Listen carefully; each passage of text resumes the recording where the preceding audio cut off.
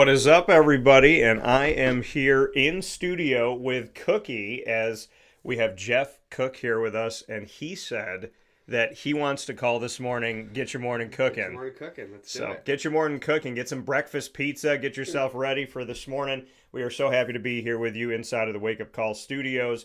And of course, we have an awesome show set up for you. My shirts, as you know, and I was talking about this yesterday with somebody, I spend time in what shirt I pick, what I'm talking about, what the meaning is, what the subliminal message may be, the underlying message.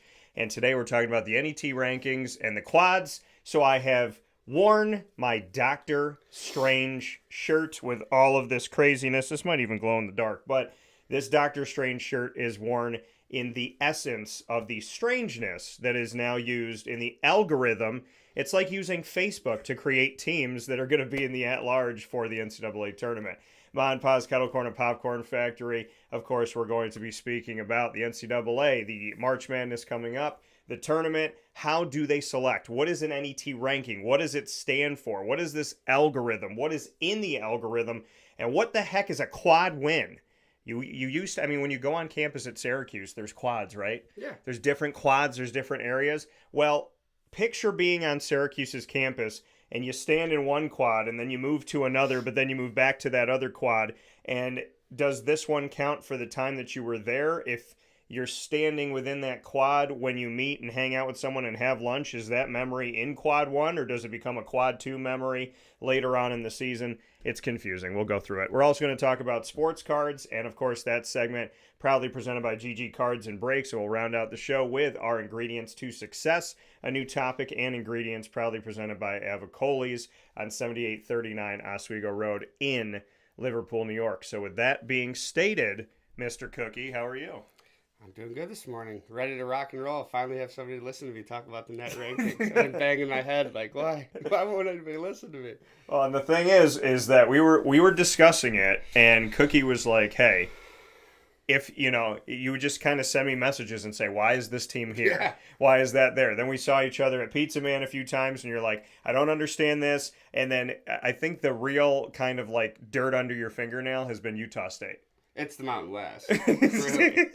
So, but now it's slowly becoming the Missouri Valley. Okay, yes. And yeah, so we have where do you want to start? Because we're going to unpack and tackle this thing, and we're going to be describing it to you. We will be breaking it down. Maybe this is the best way to do it first here, is the NET rankings and quads in college basketball. For those of you that have no idea what we're talking about, what's a quad, what's a NET, what does this mean? Well, for you to know exactly where we're going with this, it makes sense for us to tell you each quad.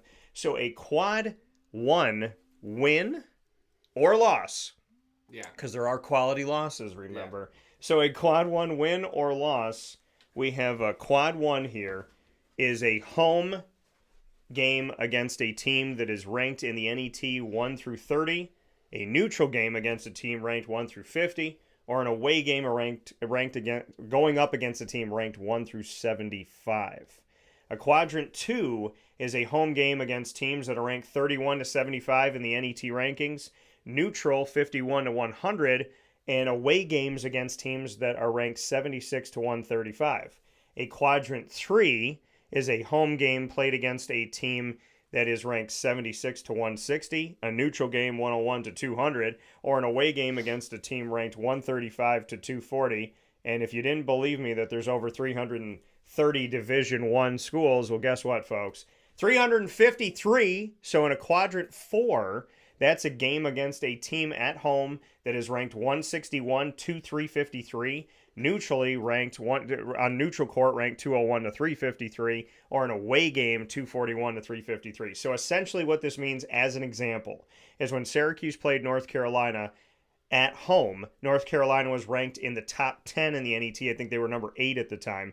So that win for Syracuse over North Carolina is considered a quad 1 win because it's a home win over a team ranked 1 through 30, and they were ranked 8. So essentially, that's what it means. Cookie, I can't wait to unleash you today. I feel like you're just ready to pop. Yeah, I mean, so the first thing I laugh about is the net thing and how it changes. Yes.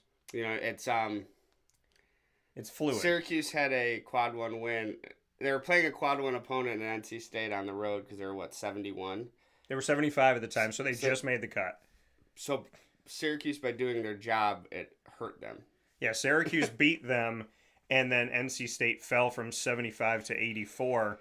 So then my question became, if the next day it changed, but you beat them the day that they were 75, right, which means, and again, when you look at it, a quad one win on the road against a team on the road, to bring it up once again here for an example, when you look at this, it says away 1 through 75. So when Syracuse won that game, they beat a quad one team, but the next day NC State became 84. So the question is this now a quad two win, or is it a quad one win?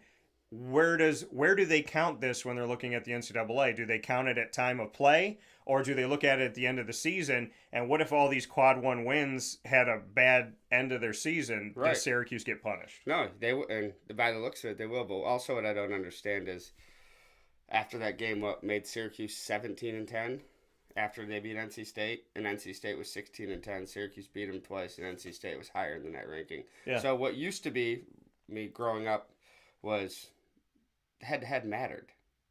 Doesn't matter. They can't. There's no way they can go into it and say it does matter right now, because it doesn't. It doesn't. It doesn't matter who you beat. It doesn't matter. It's strange to me because, and I was talking to Roosevelt Bowie Jr. about this last week. He said, I don't care about, and I kind of knew where he was going to go. He's like, I don't care about the NET and I don't care about the quads, because the reality is they've decided who they're going to put in at the beginning of the season, and they're kind of just doing this stuff to get us confused. And Coach Bam said the same thing on the broadcast of the game Saturday. He's like, the net is so ridiculous. He's like, you can't tell me right now that this league being the ACC isn't going to get 5, 6, 7 teams in it. He's like, there's just no way. Yeah. Like, the net, I mean, it is ridiculous. They're 18-10 and they're 87. Right? What are they now? What did they go down without playing? Yeah, well, because I know that they can't count, and when people say, they're 18-10, but only 17-10 That's every team shows now. up on here. That's every team. Yeah. I mean, it's McNeese State's got 4 of those. The games with no logos. Yeah. So it's like, because technically, yeah, Syracuse did drop from 84 to 85. Yeah, and Chaminade doesn't count toward their quads. Right. So, but I mean, it's just, where do you even want me to begin with this? Like, wherever you'd like to go. So I look at it this way. So it's not even mid-majors. It's, Michigan State. I like Tom Izzo. I like that. But they're 17-11. They're 3-7 quad one, whatever we want to take that as. Yeah. And we are also 3-7 quad one. And their net is 24. And Syracuse is 18-10, 3-7 quad one. Yeah. And has a better quad two record. Yeah. Syracuse is 15-3 outside of quad one. It's like, so right. So Michigan State is 24. Yeah. Same quad one record. Yeah. Better quad 2 through 4 record. And they're 24. They're 61 spots higher than Syracuse in the net rankings. Yeah. With one less win, even if you don't, okay, same wins if you don't count Chaminade. Yeah. One less loss, and a better quad 2 through, same quad 1 record, better quad 2 through 4 record. 61 points, but 61 rankings higher than Syracuse. Yeah. Because it's the Big Ten. Because they're setting it up. Because the Big Ten, and Boeheim said this a few years ago, and him and I have agreed on stuff over time, but we really, really agreed on this. He said in a post-game press, or he said it in the press conference, I think was it toward the end of the season? And we were having, it might have been at the start of the other, no, it was at the start of a season where he said the Big Ten got all he said, there's conferences that get in, there's conferences that don't, I'm paraphrasing. And then he went specifically to the Big Ten, which I did on my show. And he said, look at all the teams they let in. Look at the ACC. We went 14-5. They had a worse record than we did in the NCAA tournament. He's like, as a conference, we went 14-5 in the tournament. And this was when they were bringing in 8 or 9 Big Ten teams out of 14 schools. And I mean, you look at what last year, the year before. I mean, you want to let in 5 ACC schools, but then you look toward the end, the Sweet 16, the Elite 8, the Final Four, and how many are advancing, who's making it. The Big Ten last year, everybody fell out except for Michigan State, who eventually fell out, but nobody made a dominant run toward the closing moments of the tournament. Normally the ACC that makes that run. Yeah, because your Dukes play well in the tournament. Miami obviously had a phenomenal record-setting year for themselves, but it was the same problem with the Big East in the past, is that the Big East beats up on each other so much that top to bottom, you might not like their records, but you put them in a tournament against the rest of the country, they're going to beat people up. The ACC, for whatever reason, for the last 3 years, has been punished because they're competitive within their own conference. Right, and it's funny because the Mountain West is being rewarded for that. The same thing. Yeah. The top 6 teams, they split with each other, and then they all beat Air Force, Wyoming, and Fresno State. Air Force, Wyoming, and San Jose State. They all beat them. I looked it up. Like, even Wyoming's 4 conference wins are against Air Force twice, San Jose State twice. And it doesn't, there's so much, like, even if you look at Utah State, it's like, okay, so they have played 2 quad 1 games or something like, or no. So Utah State, they're 22-5. They're a good team, but their quad 1 is 3-4. But here's their quad 1 games. Yeah. Bradley, Colorado State, New Mexico, Boise State, San Diego State, Colorado State again, and San Diego State again. So they played 7. There's 0 Power 6 conferences. Yeah. So if they're going to do it this way, they have to start treating the Mountain West like a Power 6 conference, because they're not playing anybody in their... Cool, if they get that November win against UCLA, like, cool. But I don't know. We don't even know if that matters. What matters now? It's like... because like you said, if you beat somebody in history, if you had beaten someone that is ranked above you in any rankings, in the NET, in the AP, in the coaches poll, if you beat a team that was above you, and let's say you had a similar record, I'm not saying you're 16-10 and they're 20-5 and you beat them and you don't go above, but I'm saying in the case of NC State, you're 17-10, they're 16-10, you beat them, okay, well, you have the win over them. You have almost virtually the same record. Yeah. You should be above them. It's the same as Pittsburgh. They have Pittsburgh has 1 less loss, but Syracuse swept them, and they're 48th in the net rankings. That's just it's. And you can't say Syracuse doesn't have their signature win. They do. So it's now. What's the argument? I get it. It stinks to have this argument every year. Why Syracuse? And I wouldn't have made this a couple weeks ago, but did they get their signature win? Yes. In history, 20 wins was usually in a Power 6, Power 5, whatever they want. As long as you got to 20 was the magic number. 20 was the magic number. I mean, I looked it up yesterday. Last year, West Virginia got an at-large at 17-14 last year. But now it's like the net, based on the net ranking, Syracuse wouldn't be an NIT team this year. Yeah. I don't. That's what I'm trying for somebody to tell you. Like, Michael, explain this to me like I'm 5. Yeah, like this is what it means. Don't worry about it. So the RPI, here's something to know, because there's a lot of things that have been thrown at you. RPI, SOS, NET over the past many years. So the RPI, the Rating Power Index, was made up of 3 components. Those components were a team's winning percentage. Wow, that seems important. An average opponent's winning percentage. That also seems important. An average opponent's winning percentage. Yeah. So it was all about winning. No quality loss. It was what is your winning percentage? What is your opponent's winning percentage? And of the teams that your opponent faces, what is their winning percentage? Which is supposed to knock out some of these teams that maybe are playing against teams that are not that great. Whatever that, like if a Utah State beats a San Jose State and San Jose State's winning percentage isn't high, then it would go back to saying, okay, this is who you played and this is who you went up against. This is who they went up against and this is what they look like. The NET has more components than just winning percentage. It takes into account game results, strength of schedule, game location. So apparently they don't like Central New York. Net offensive and defensive efficiency and the quality of wins and losses. Nothing but nets. The net probably doesn't help because Syracuse got blown out in a couple of those games. Right. Yeah. But they don't take into account they played North Carolina, lost by 35. 6 weeks later, they beat them. So clearly that's a team that's getting better. Right. It's a team that's improving. So the issue that we fall into in this is that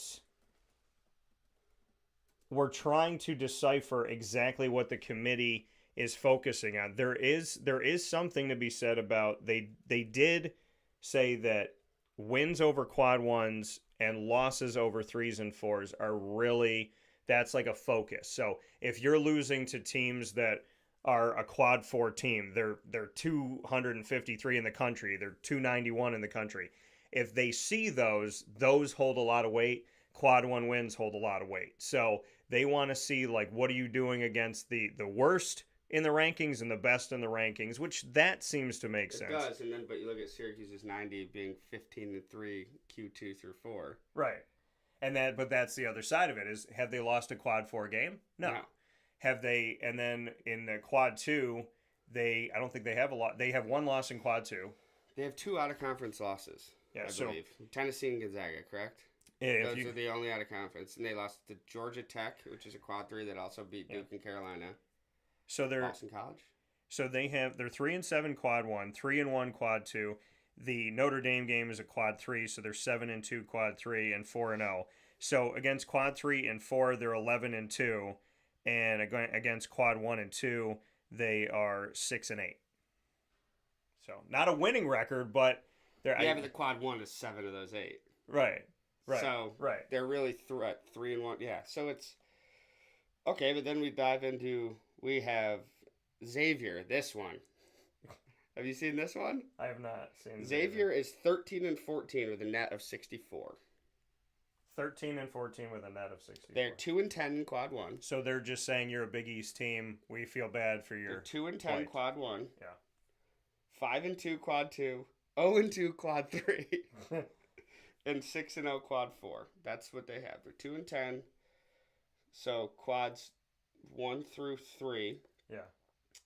They are 7-14. And their net is 21 higher than Syracuse. There's nothing you can do. I don't care if it's the smartest person around sitting here trying to explain that to me. I just don't know. Yeah.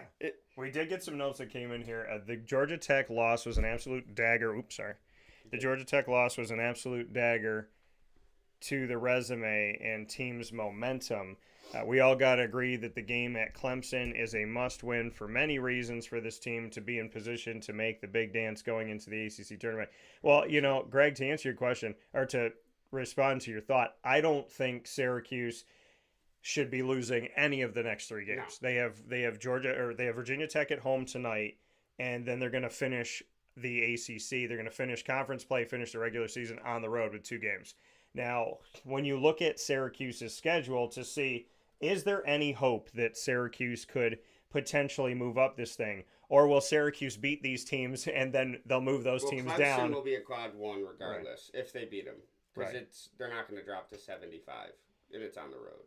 And that was the thing about NC State, and that's a question that keeps coming into my mind is, what is the NET? Is it at the time of play, or is it after the time of play? Because if it's after the time of play, that really doesn't make any sense, because when you looked at things in the past, when they were looking at teams on the bubble, they would say it didn't matter if you did it on December 5th or did it on January 20th. If you beat the number 1 team in the country, if you're Elon and you beat North Carolina, then that was considered a quality win. It wasn't, it was in December. Yeah. Sorry, it wasn't in January. In January, they dropped down. So this isn't even like it's not a like rah-rah. It's for every team that's like Syracuse. Syracuse is Power 5 but they're a good example. Right, they're an example. So Syracuse right now, their last 3 games, tonight against Virginia Tech, on the road March 2nd at Louisville, and on the road at Clemson on March 5th, which is so great for Syracuse that they get to face off against Joe Girard III on Senior Day. So when you look at it, Clemson is 23rd in the nation right now in the NETs. So when we take a look at Virginia Tech as well as, so we got Clemson. Virginia Tech is 50. Even that one doesn't make sense.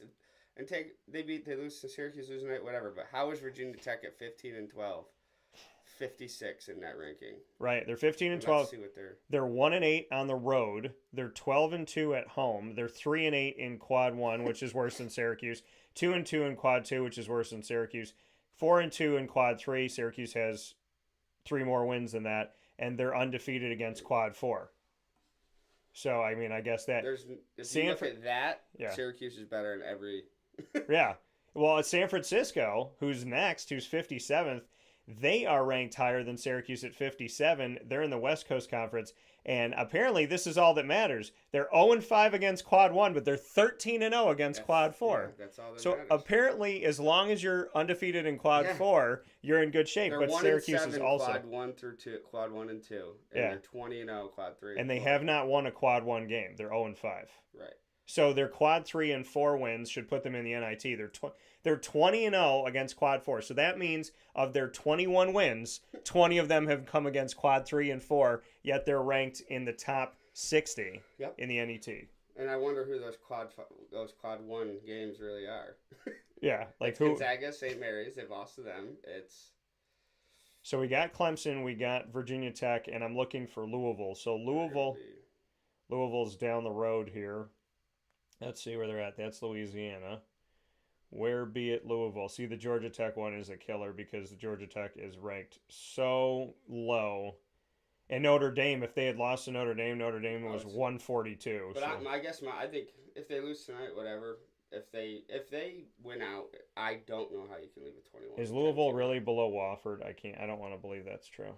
Yeah. They are. They're below Merrimack, Wofford, Evansville, Rhode Island. So basically, Syracuse, if they lose to Louisville, they're going to the CBI because it's Louisville is 206 in the rankings out of 353. They're 8-19 record, which is so beautiful, and they are. But here's the thing: quads, they're 0-9. So according to San Francisco, that's a good thing. So Louisville's 0-9 in quad one. They're 1-4 in quad two. They're 2-5 in quad three, and they're 5-1 in quad four, and they're 206. So they have one loss more than San Francisco. They have a losing record, but they also have never beaten a quad one team. And this is what I'm saying. Not that Louisville should be 58 behind San Francisco, but how is San Francisco 57 and Louisville is 206? Yeah, I mean, obviously Louisville's having a down. Right, they're having a down year, but there's other teams here that are 13-13, 10-16 that are above. Rice is a bunch of spots above Louisville, and Louisville's 8-19. Rice has a losing record at 10-16. They're above them. Merrimack, well, they're 16-10. Evansville has an even record. How about this? Georgetown.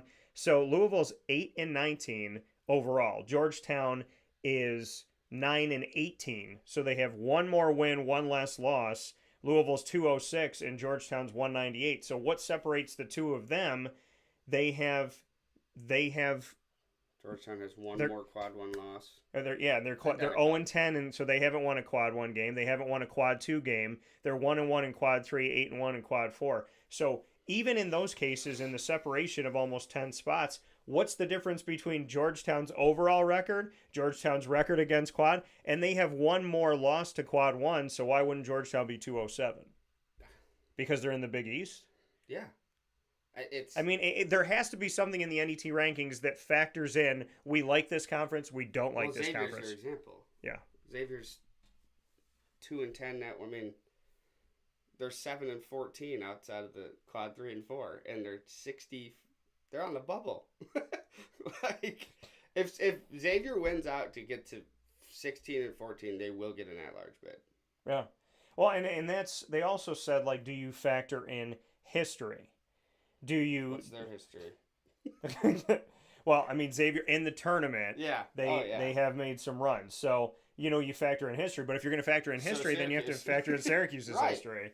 And the fact that Syracuse is better as a 4 seed, better as a 3 seed, better as a team that you forget about than they are as a 1 seed, which most teams typically are. But when we look at where Syracuse is currently at, so the Orange are 85, my birth year, shout outs. So we look right above Syracuse. We look at South Florida. South Florida is 84. They're 21-5, better record than Syracuse. K. And then against the quad, they have not played a quad 1 game. Right. They're 0-0. So they're above Syracuse. Syracuse is You say they're 2-7 this morning against quad one? I thought it was because they took one. What did they take one away and put it somewhere else? So a quad one became a quad three apparently because they were 3-7. Now they're 2-7 and 8-2 instead of 7-2 in quad three. So Syracuse somehow got punished in the time we were talking about it, and the committee was like, "Let's change that." So it's like, so South Florida has not played a quad one game. Did Miami drop after losing yesterday again? Did they drop to a quad two?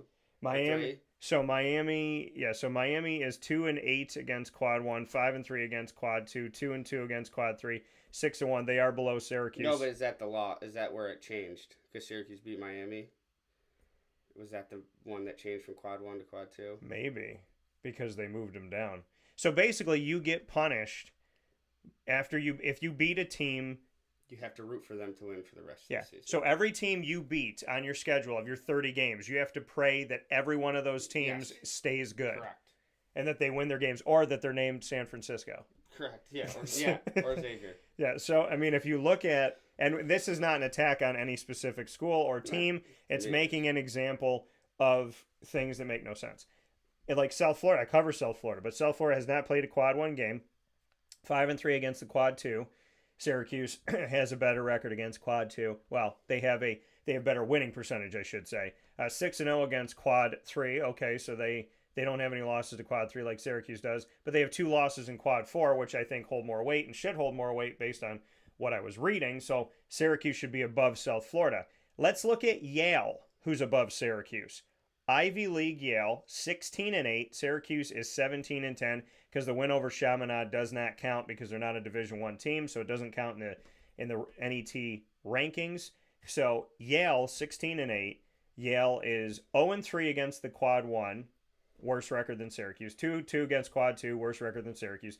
9-3 against the quad three. Syracuse is 8-2, and so Yale has one more loss, so they're better than them in that. 5-0 against quad four. Syracuse is undefeated against quad four. So Syracuse should be above South Florida. They should be above Yale. Let's look at Louisiana Tech. Louisiana Tech has not won a quad one game. They have not. They're 1-2 against quad two. They're 5-3 against quad three. They're 11-0 against quad four. So they're good against quad four. Syracuse should be above Louisiana Tech. We look at UNLV. UNLV has played a lot of quad one games according to this NET ranking. They're 5-4, 0-3, 4-0, 5-3. So if you put it together, they're 5-7 against the quad 1 and 2.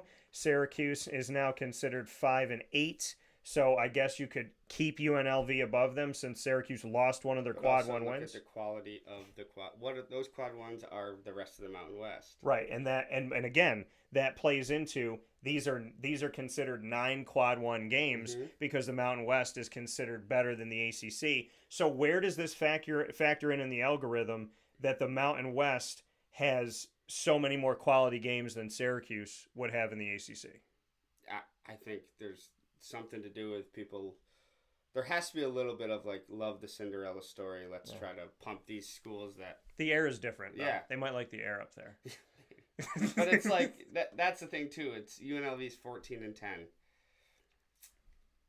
I don't care. Like other than that, like that's all I need to see. Like what happened all of a sudden that the ACC maybe is it that much worse or did it just get more competitive? Well, is there more balance in it? I think if you look through the history of the last few years, they have proven give us less teams that go in.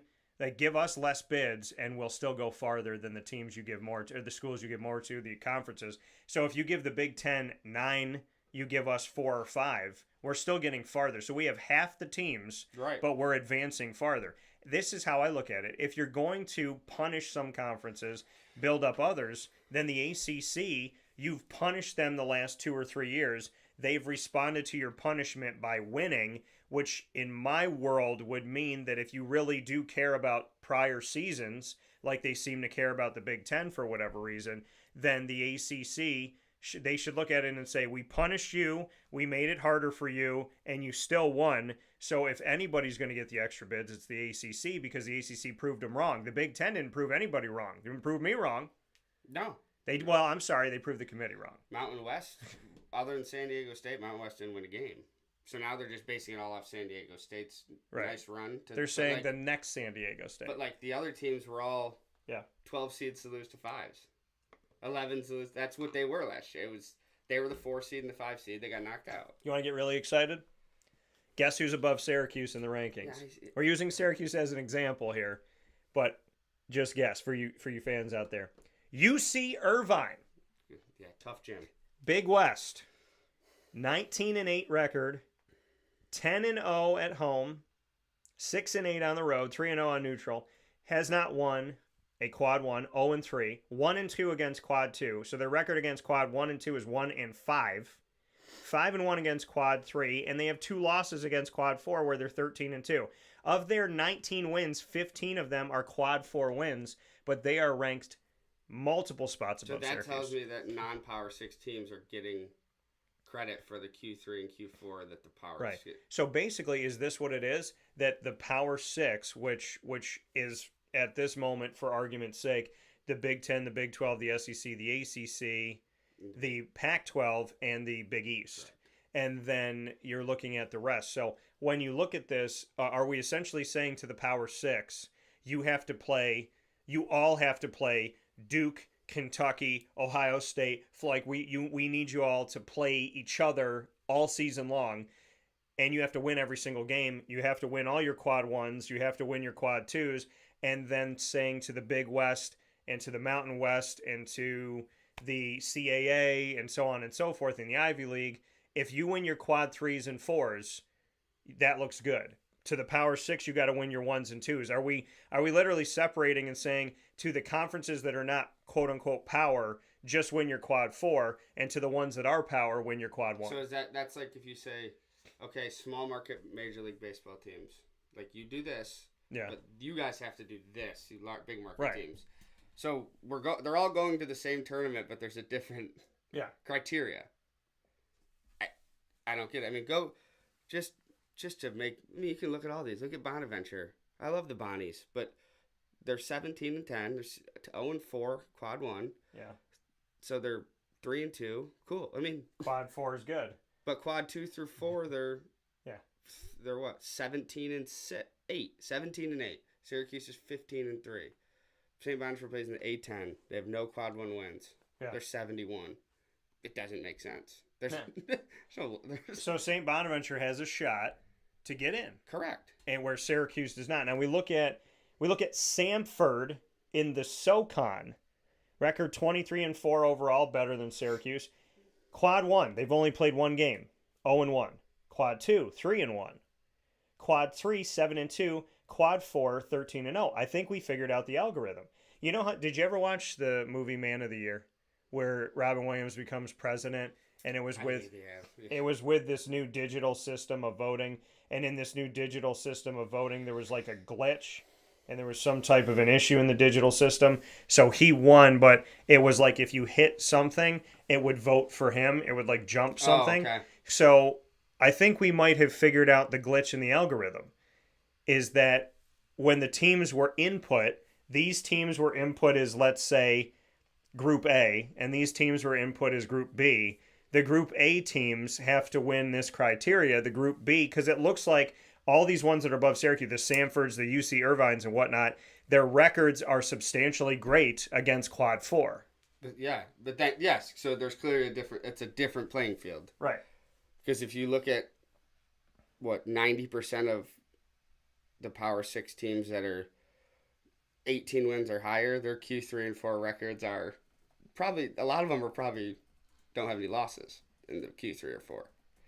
So, I don't know. I mean, when you go back to that and you get up to, there's things like Bradley. Tell me how Bradley, I have up what their quad 1. Okay, so Bradley is 65, Syracuse is 85, so they're 20 above Syracuse. They're 19-9 Yep. in the Mountain Valley. Or Missouri Valley. Apologies.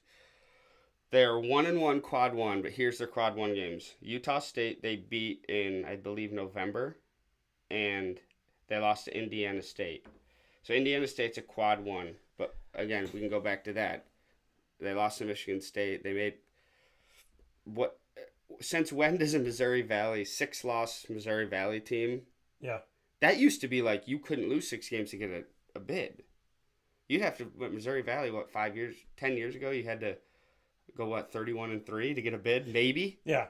Well, what it used to be with certain conferences is that you had to get to you had I mean you had to be almost undefeated Yeah. just for them to pay. Look at Davidson with Steph Curry. Yeah. Nobody knew about Steph Curry back in the Right. day, but they had to keep winning, and they and substantially win. And you would see teams, you would see College of Charleston. Let's use that as an example, and say, okay, if they play 31 games, they had to go 30-1 just for them to be talked about. Where at those times we were talking about the ACC and saying, like, how do they get in 9 schools, where the College of Charleston's like, I really have to win my tournament just to get in. I have 30 wins. And there has been, I mean, look at last year, for example, where Lemoyne is now. Lemoyne is in the NEC. Lemoyne in the NEC. Now, the NEC, the Northeast Conference, with Lemoyne in that conference, they have multiple schools in that conference that were Division II that are now Division I. And they came from the same conference. They came from the NE10. So of the schools in the NEC, Merrimack, Division II, that realigned to Division I, reclassified, moved up. So they went from the NE10 to the NEC. Stonehill last year went from the NE10 to the NEC. Lemoyne this season went from the NE10 to the NEC. Last year, when it all ended, Merrimack was number 1. They won the conference tournament. They weren't allowed in because there's the 4-year hiatus, which is how Fairleigh Dickinson, FDU, got in. Yep. But Merrimack was 1. Stonehill in their first season in Division I was 3. So when you look at that, you say, look at how good Merrimack was. Let's take the reclassification 4-year ban out of it. Look at Merrimack. They beat Fairleigh Dickinson. But Fairleigh Dickinson gets in because of the reclassifying. Last year only arguing last year, if Merrimack beats that Fairleigh Dickinson team, which they did, and Fairleigh Dickinson, look at what they did, the both of them wouldn't have gotten in if they could. Right. Merrimack would have gotten in. We would have never seen Fairleigh Dickinson beat Purdue and have that Cinderella story. But, I mean, think about that. How many teams in history finished second in the conferences that people don't care about? And what could have been? Yeah. You know, what could have been if a Wofford got it? I mean, a lot of these, there's 32 conferences, and 26 of them rely on winning their conference But tournament. it looks like a lot. You're going to see it a lot more now. Oh, yeah. I mean, this is the Missouri Valley going to really get 2 teams? If Indiana State or Bradley don't win their, or in Drake. Think about Drake. So they're on pace to get 2 at Drake. Yeah. So Bradley's 19-9. Here's their quad 1. Utah State, Indiana State. They're 2-4 quad 2. Their quad 2 wins are UAB, which they're 125, and Southern Illinois is 106. Quad 3. Tarleton State, Vermont, Duquesne, UIC, Belmont, UNI, Illinois State, Evansville. Those are their wins. What are we doing? They're 20 spots on. Come on. Yeah. Well, I want to throw this one at you. Grand Canyon. Oh, yeah. Coached by Bryce Drew, by the way. Got to interview him last year. Grand Canyon, 23-4 overall in the WAC, and which is what these quads are. But 1-1 against quad 1, 2-1 against quad 2, 7-1 against quad 3, 13-1 against quad 4. I guess in the case of Grand Canyon, who's ranked 59. And again, this is not an attack on any school or conference. This is a conversation about what's good for the goose should be good for the gander. Grand Canyon looks like they don't have a losing record in any of the quads, but they're 59 and Syracuse is 85. And the majority of their 23-4 record, their record against quad 3 and 4 is 20-2.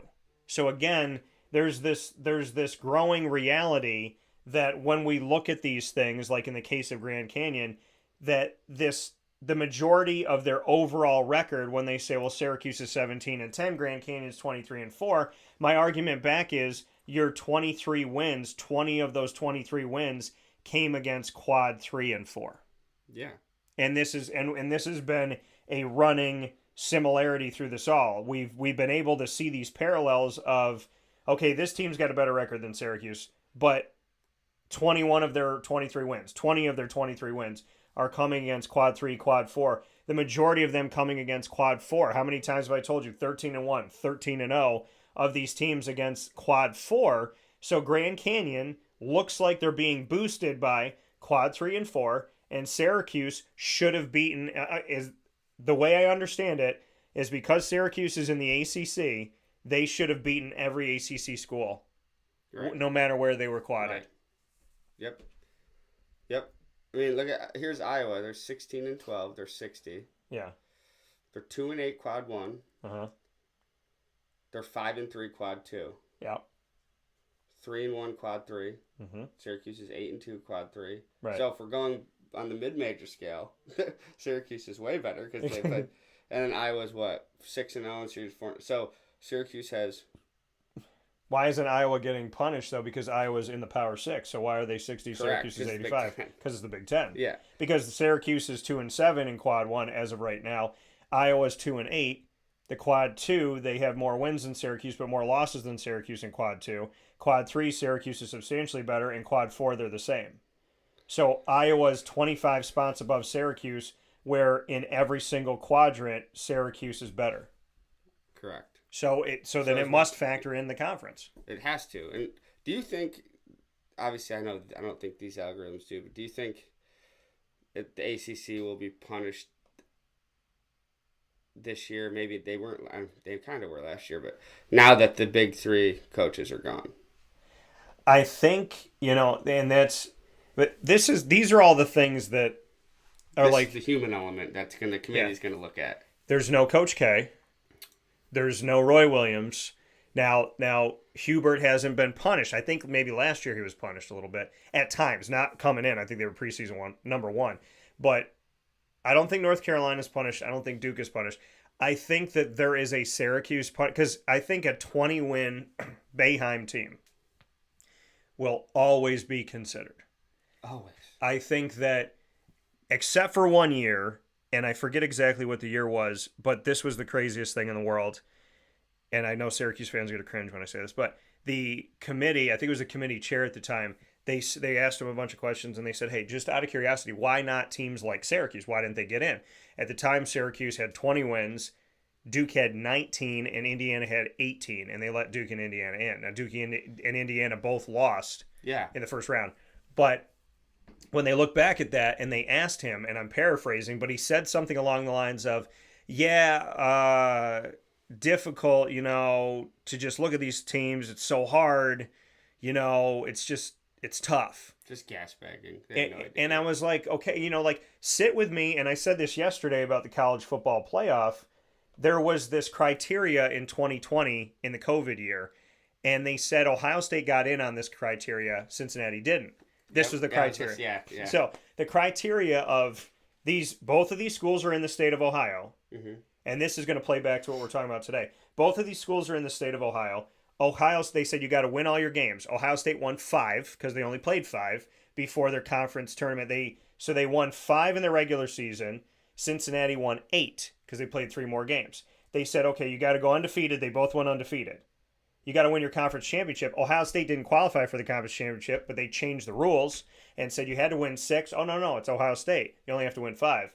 So then they both win their conference championship. So now Ohio State's 6-0, Cincinnati's 9-0. Then they said, how'd you play against top 25? Cincinnati beat more top 25 teams than Ohio State. So based on the criteria, in the exact same state even, within the confines of Ohio, they said what's good for Ohio State is not good for Cincinnati. So what must have factored in was the Big Ten versus the American.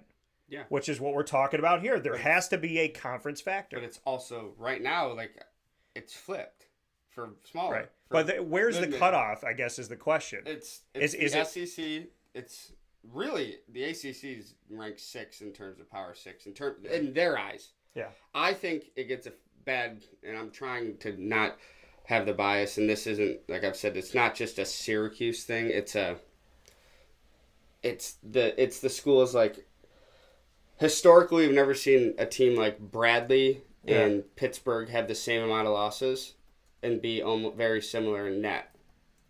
It doesn't make any sense. How did Wake Forest not move in the nets and Duke went up a spot? Yeah. So Duke went up from 25 10 to 9, whatever it was, and Wake stayed 25 and 25. That's what they were. Right. And what's the injury factor, right? Because the college football playoff said, hey, if somebody on your team gets hurt, we're going to punish you. But we see that... Not if you get COVID. They won't. They'll punish you. Well, and They'll punish you if you did. The huge egregious like party foul of COVID was when they said to Trevor Lawrence, "You were at a party where we think you were exposed. You're not sick, but you can't play for 2 weeks." And he's on the field wearing his mask when the 10,000 Notre Dame fans storm the field, banging into him, and I'm going, none of these people have COVID? None of these kids went to a party without a mask on? No. You're telling me that nobody at Notre Dame has been... So everyone at Notre Dame of the 10,000 people that came in were all Bubble Boy from Seinfeld before they came into the game.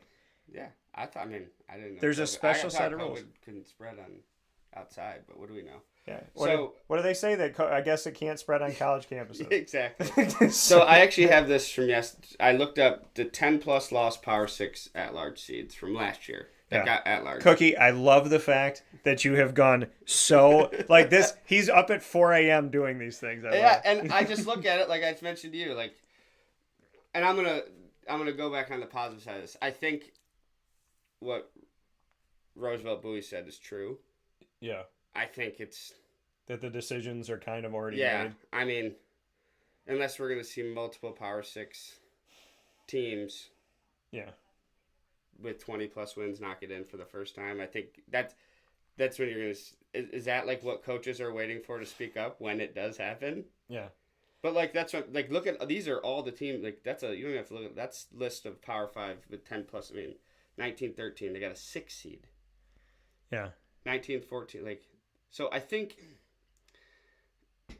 I'm going to hold out hope, and I still think Syracuse, whatever they do, or any of these Power 6 teams, I think if they get the 20 wins, they deserve to be in. And obviously, if there's just so many of them and they can't, I get that. Right. But there's also Texas A&M, when we talk about the powers, Texas A&M, they're quad 1, okay. They're 6-6. They're 2-2 against quad 2. They're 2-4 against quad 3. They got a losing record against quad 3. They're 5-0 against quad 4. And Texas A&M's 58. Syracuse 85. Texas A&M is only one spot above Grand Canyon with 5 more quad 1 wins, having played 12 quad 1 games as opposed to Grand Canyon's 2. So there has to be some more separation in this. And Texas A&M, to go back to it, is behind San Francisco with a quad 1 record of 6-6. San Francisco's quad 1 is 0-5. They haven't won. San Francisco doesn't have 6 career quad 1 wins. But that's after Bill Russell. When you look at this, when you really just take one example, look it up. NET rankings. Do it on your computer. Do it on your phone. If you're driving, just like pull over and then do it. But if I just tell you San Francisco's 57, Texas A&M is 58. Take the conference out. San Francisco's 57. They're 21-7, Texas A&M's 15-12. So now you say to me, Dan, records are different. Wait, because the quads are supposed to count. San Francisco 0-5 quad 1, 1-2 quad 2, like I said, 7-0 quad 3, 13-0 quad 4.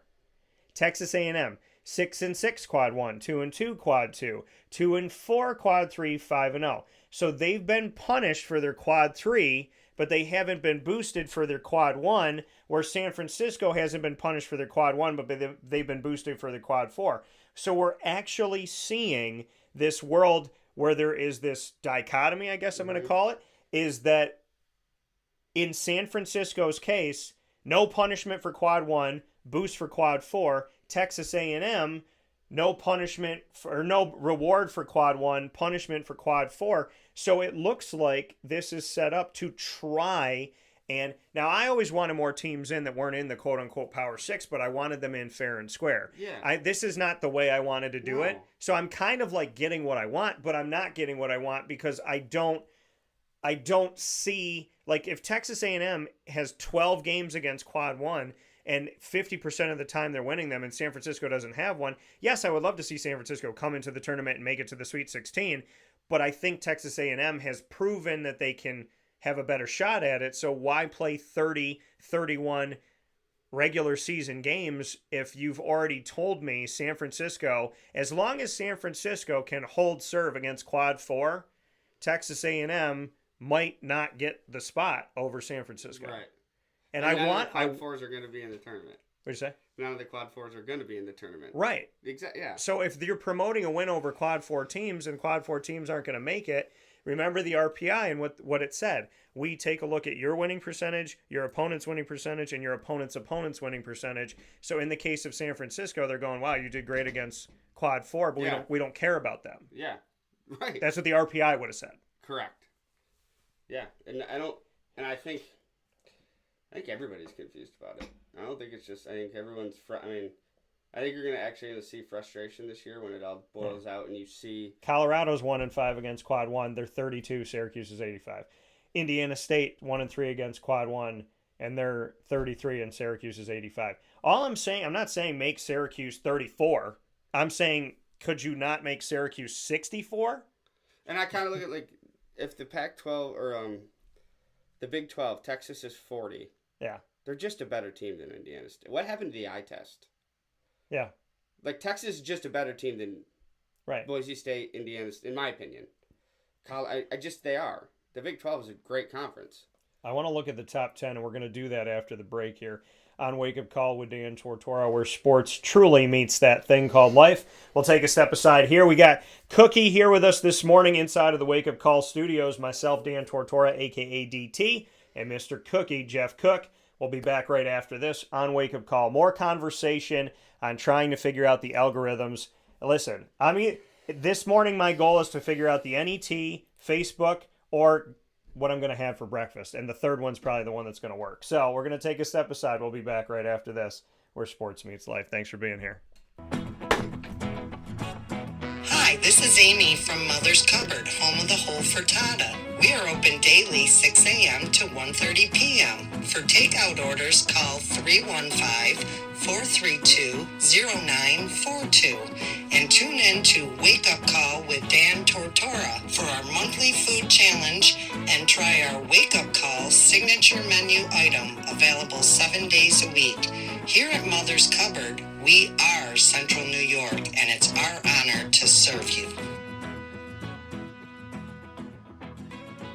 Ma and Pa's Kettle Corn and Popcorn Factory remind us that every day is worth celebrating at 201 7th North Street in Liverpool, New York. Open Monday through Saturday in-store and always online at maandpaspopcorn.com. Serving our Central New York community and beyond, order anywhere, anytime at maandpaspopcorn.com. Stop in to get a tin at Ma and Pa's on 201 7th North Street in Liverpool, New York to get your half-price refills for the rest of your life. Come to Ma and Pa's for your holiday gift giving for family, friends, employees, and clients. And remember, for fundraising and events, to call 315-450-6272. That's 315-450-6272. Ma and Pa's Kettle Corn and Popcorn Factory. How corny are you? This is Jimmer Sikowski, owner-operator of Chick-fil-A Cicero, 7916 Brewerton Road in Cicero, right in front of the Home Depot. I had a deep feeling that God wanted me to do something bigger with my life and to help people, help others. I kept putting Chick-fil-A in my life, and I realized as I was going through the franchise selection process that positively impacting the lives of others was really core to what we do here at Chick-fil-A. First of all, it starts with the food. The food is brought in fresh daily. We bring in local produce. We prepare to order in the kitchen. We hand bread our chicken. We hand spin our milkshakes. It's great food. It doesn't taste like fast food. I think the second thing is the way people feel when they come in a Chick-fil-A restaurant. It's different. We try to treat people with intentional kindness here, which is very different and deeper than good customer service. And so I think it feels remarkable for most people to come in a Chick-fil-A restaurant. And then lastly, the impact that we try to have in the community is very different. It's a big part of the expectation of every operator of a Chick-fil-A restaurant is that they're actively engaged in their community, they're a leader in the community, and they're making a difference. When they realize that what we're striving to do is to shine a little light in their life, that's a very, very different experience than you will have at any other quick service restaurant. And it's that remarkable experience that I think people will emotionally connect with.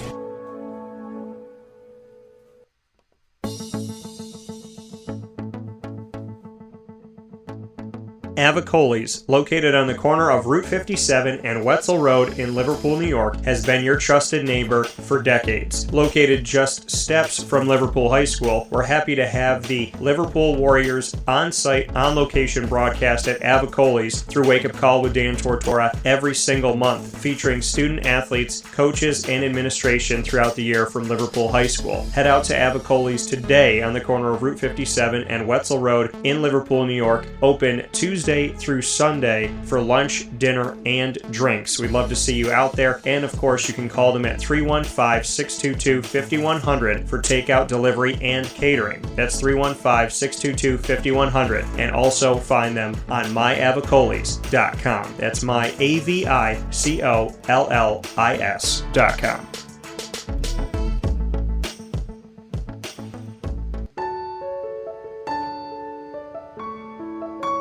Having peace of mind when you're out of town that your furry-loving friend is safe and sound means taking them to Canine Campground, because we all know that when it comes to the love of our pets, it goes well beyond the call of duty to make sure they're safe and sound. Right, Lily? So take a ride to 242 Johnson Street in East Syracuse, New York, and see Canine Campground and where your dog will be staying, in the classic cabin, the executive cabin, the grand cabin, or of course the luxury cabin, because if you know Lily, you know she loves luxury. Now you don't have to wait to the last minute to find a family member or a friend that'll take your dog for a few days.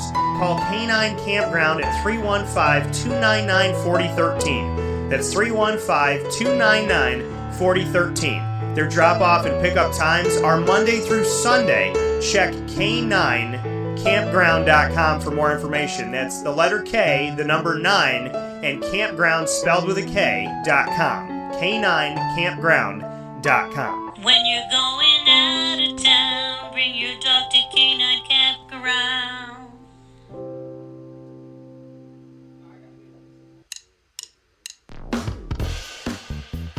PB&J's Lunchbox, the food truck that you love finding all throughout Central and Upstate New York, now has a street-side cafe. So when you're craving their traditional favorites as well as their out-of-box amazing menu items, you can now head to 663 Old Liverpool Road in Liverpool, New York. Located just minutes from the highway, the Thruway, Destiny USA, and Onondaga Lake Parkway, PB&J's Lunchbox Street-Side Cafe is there for you Monday through Saturday from 9 a.m. to 7 p.m., serving breakfast, lunch, and dinner all throughout the day. Get breakfast for dinner, dinner for lunch, whatever you fancy, including their award-winning grilled peanut butter and jelly sandwich. Find them at 663 Old Liverpool Road in Liverpool, New York. PB&J's Lunchbox, where we love to know what's in your lunchbox.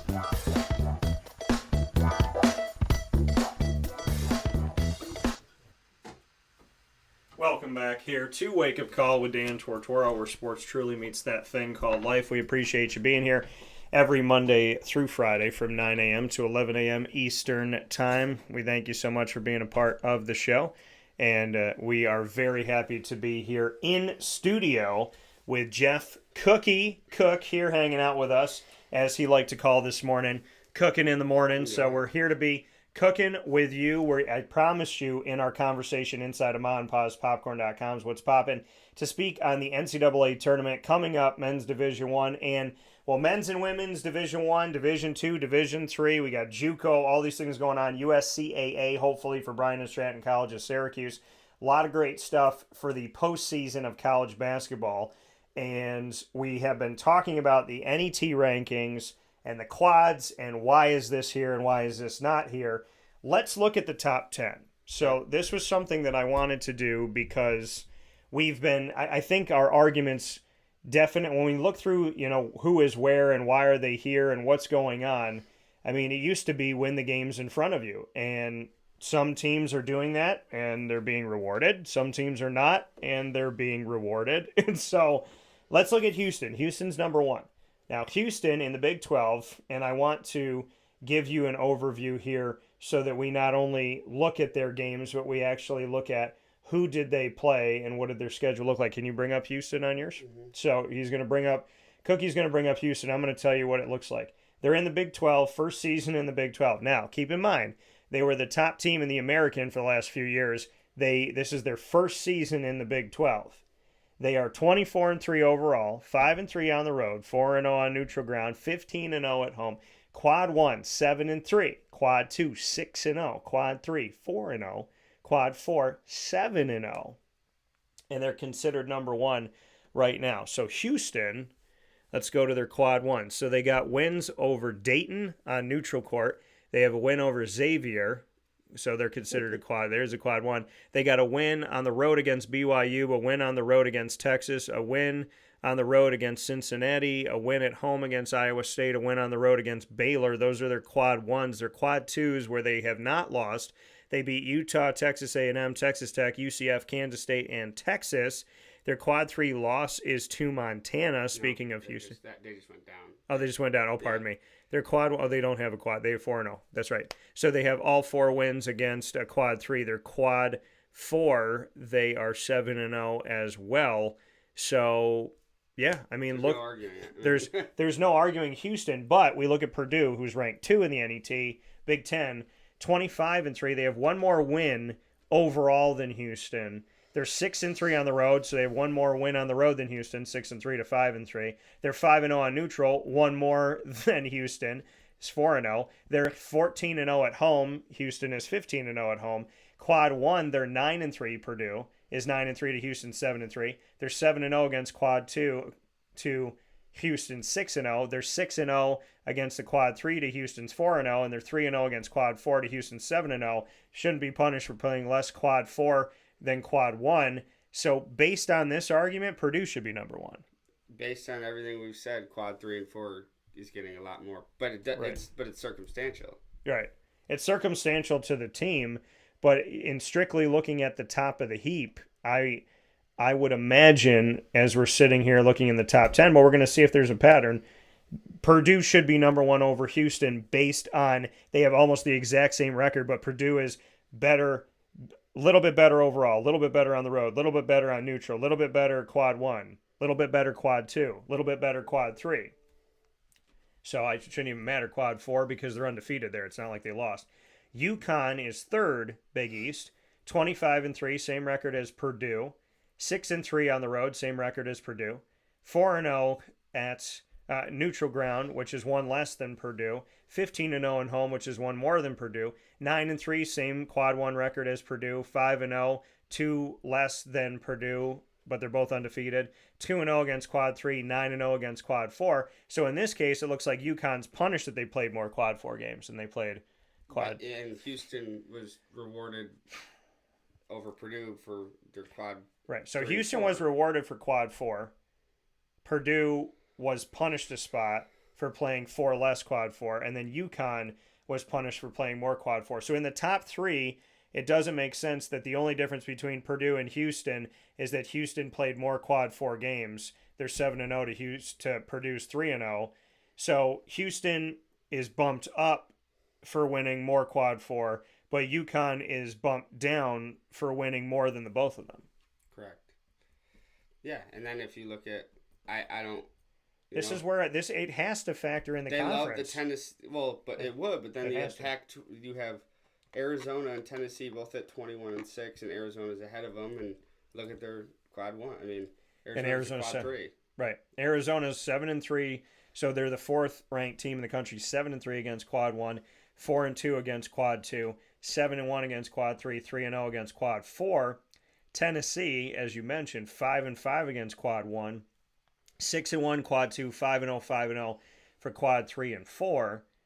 So this, and then you look at Auburn over Iowa State. Auburn's 2-6 against quad 1. Iowa State's 5-4. So now, and Iowa State played more quad 4 games. So the question becomes, why does quad 4 matter to some and not to others? Is really what it comes down to. Because what I read was the NET looks at how do you play against quad 1. Do you have bad losses to quad 3 and 4, and what are you doing in your quad 1 wins? But Iowa State 5-4, Auburn 2-6, and we're not talking about Auburn in the top 20, top 30, top 40. They're number 7. Their record's 21-6. It's the same record as Tennessee, same record as Arizona, same record as Iowa State, but they have a worse record against quad 1. Duke is 6-3 against quad 1, 2-2 against quad 2, 8-1 against quad 3, 5-0 against quad 4. Duke is 21-6 as well, and Duke is below Iowa State, below Auburn. North Carolina is above Duke. The other thing, too, with North Carolina and Duke is we talk about the ACC not getting a lot of respect, but they will argue North Carolina and Duke to stay in the top 10 all season long. Yeah. When they've lost to unranked teams, it didn't change anything. No. North Carolina lost to Clemson, Syracuse, and Georgia Tech, and hasn't been punished. No. And none of them were ranked at the time of play Nope. in the top 25 in the nation, in the AP or the coaches poll. I'm throwing Marquette. Let's look at Marquette. They're also 21-6. They are 6-5 against quad 1. Okay, 5-1 against quad 2, 3-0, 7-0 against quad 3 and 4 respectively. So with all due respect, then Marquette should be above Auburn. Marquette should be above Alabama. Marquette should be above Tennessee. Marquette should be in the top 5. So it's really not, I mean, we have broken this down looking at overall record, road record, neutral, home record, quad 1, 2, 3, and 4. We've looked at overall record. There's no rhyme or reason. I have not found any parallel other than if you're in this conference, you have to win all your quad 1s. If you're in this conference, you have to win your quad 4. There's no rhyme or reason to the NET rankings. I think the algorithm is busted. Yeah. I mean, Xavier's their example. I mean, they're not 5, they're 13 and 14. And there's no such thing anymore. I mean, maybe the committee will do it still, but, like, what have you done for me lately? Yeah. Xavier has dropped 10 spots in 2 weeks. They're 0-4, and they've lost 2 games by 17 and 24. And they've dropped 10 spots in the net, and they're under 500. I want to do... Looking to get bound. They'll probably be 500 after tomorrow. They play DePaul. I want to see, for argument's sake, where Charlotte is. Because Charlotte is another example. Okay, so Charlotte's 104. They were like 60, 70, 65 a couple weeks ago. So they're 104. They're 16-10, one less win than Syracuse.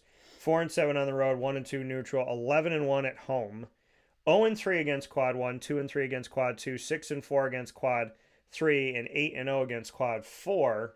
They're the number 2 team in the American Athletic Conference, behind South Florida, and that South Florida is the only ranked team in the American Athletic who just added 6 schools this year. So we look at this and say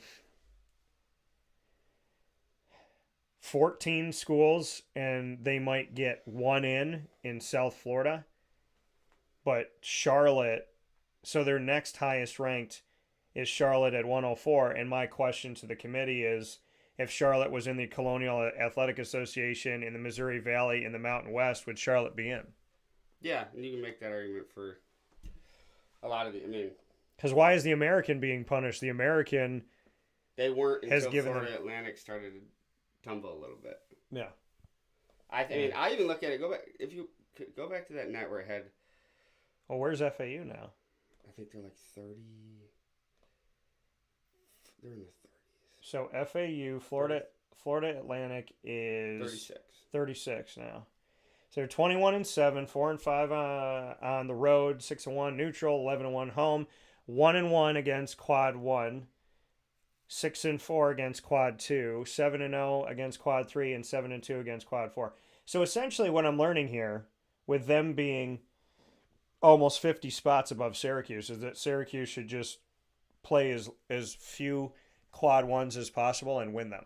Go 1-0 or 2-0. It used to be, we'd be like, all right, come on, Jim, get into like one of these preseason tournaments like they played this year. Like it's like, okay, you want those, but now you don't. Yeah, now you don't. But then you look at it. I mean, Alabama's 6th in the country. They're 19-8. They're 4-7 quad 1.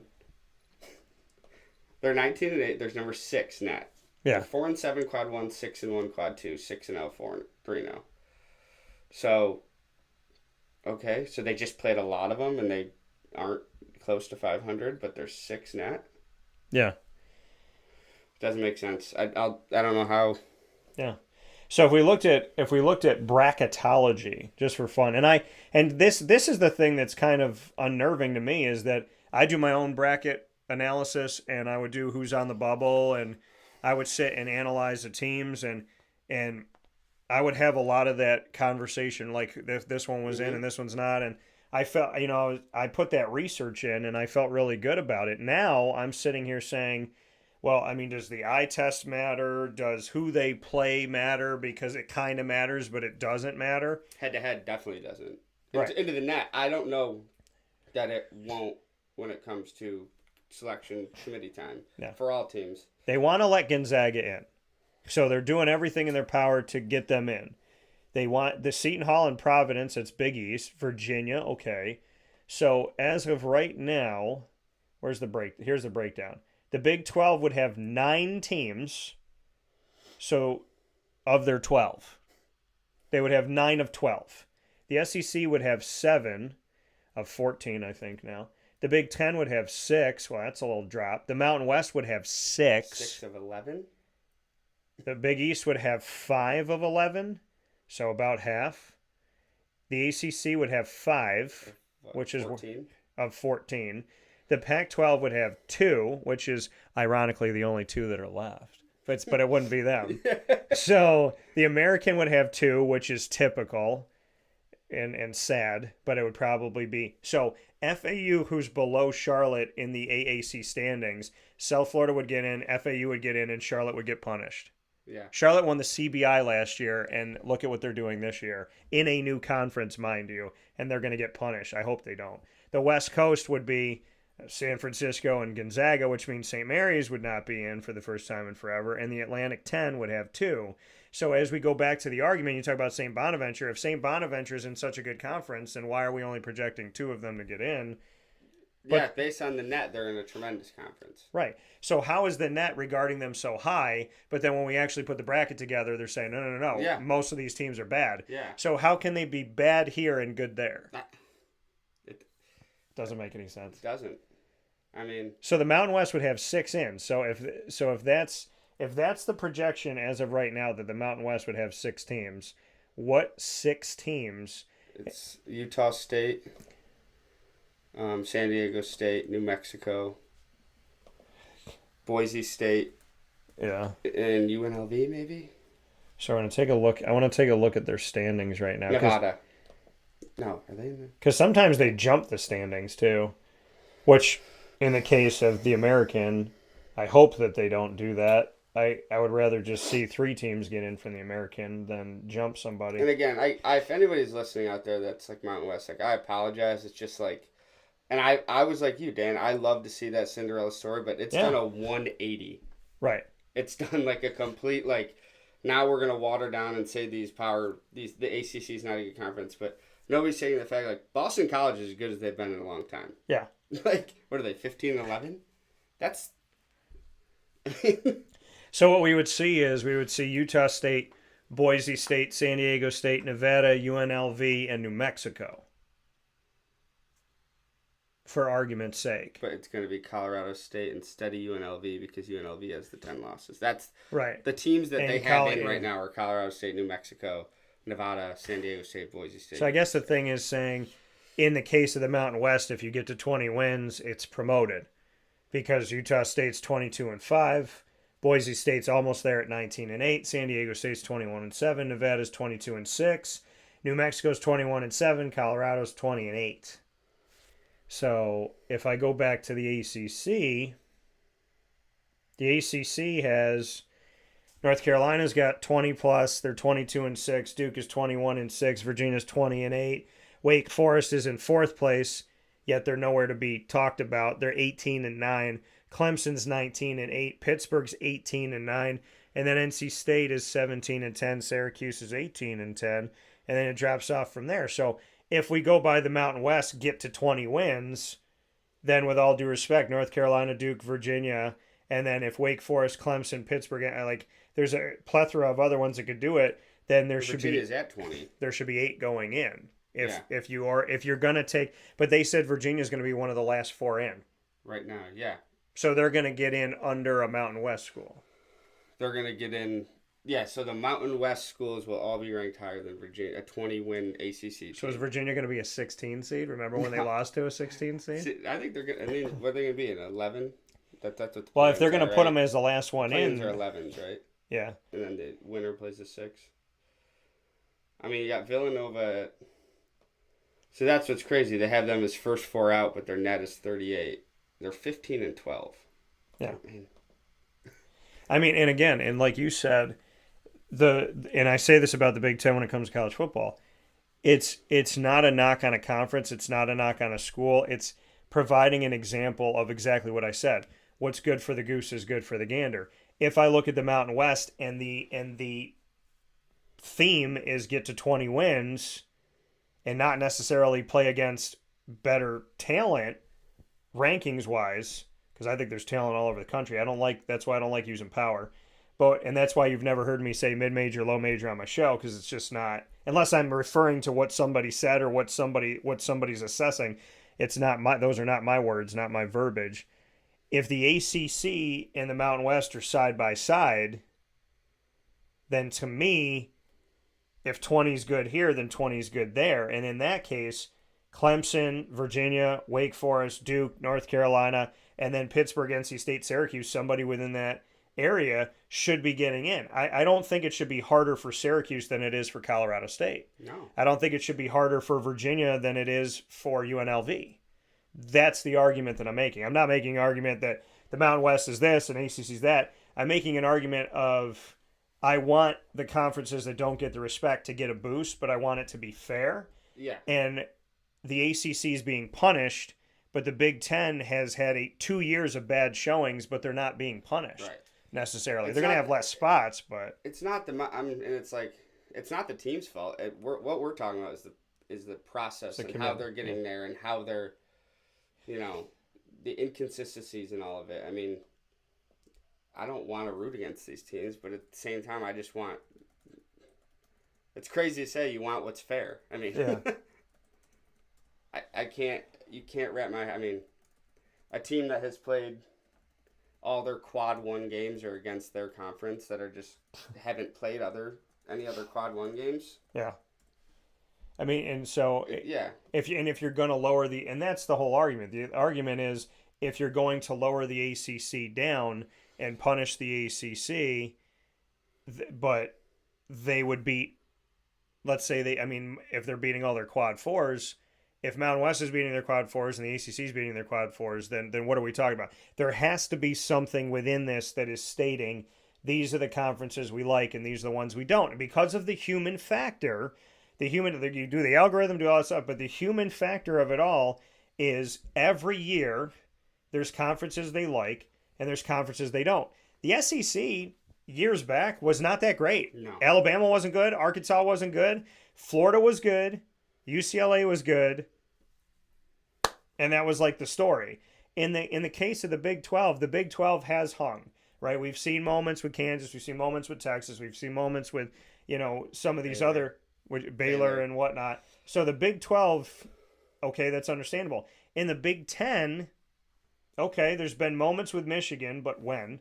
There's been moments with Michigan State, I think, and to your coaching point, as long as Tom Izzo's at Michigan State, they're going to get in. Right.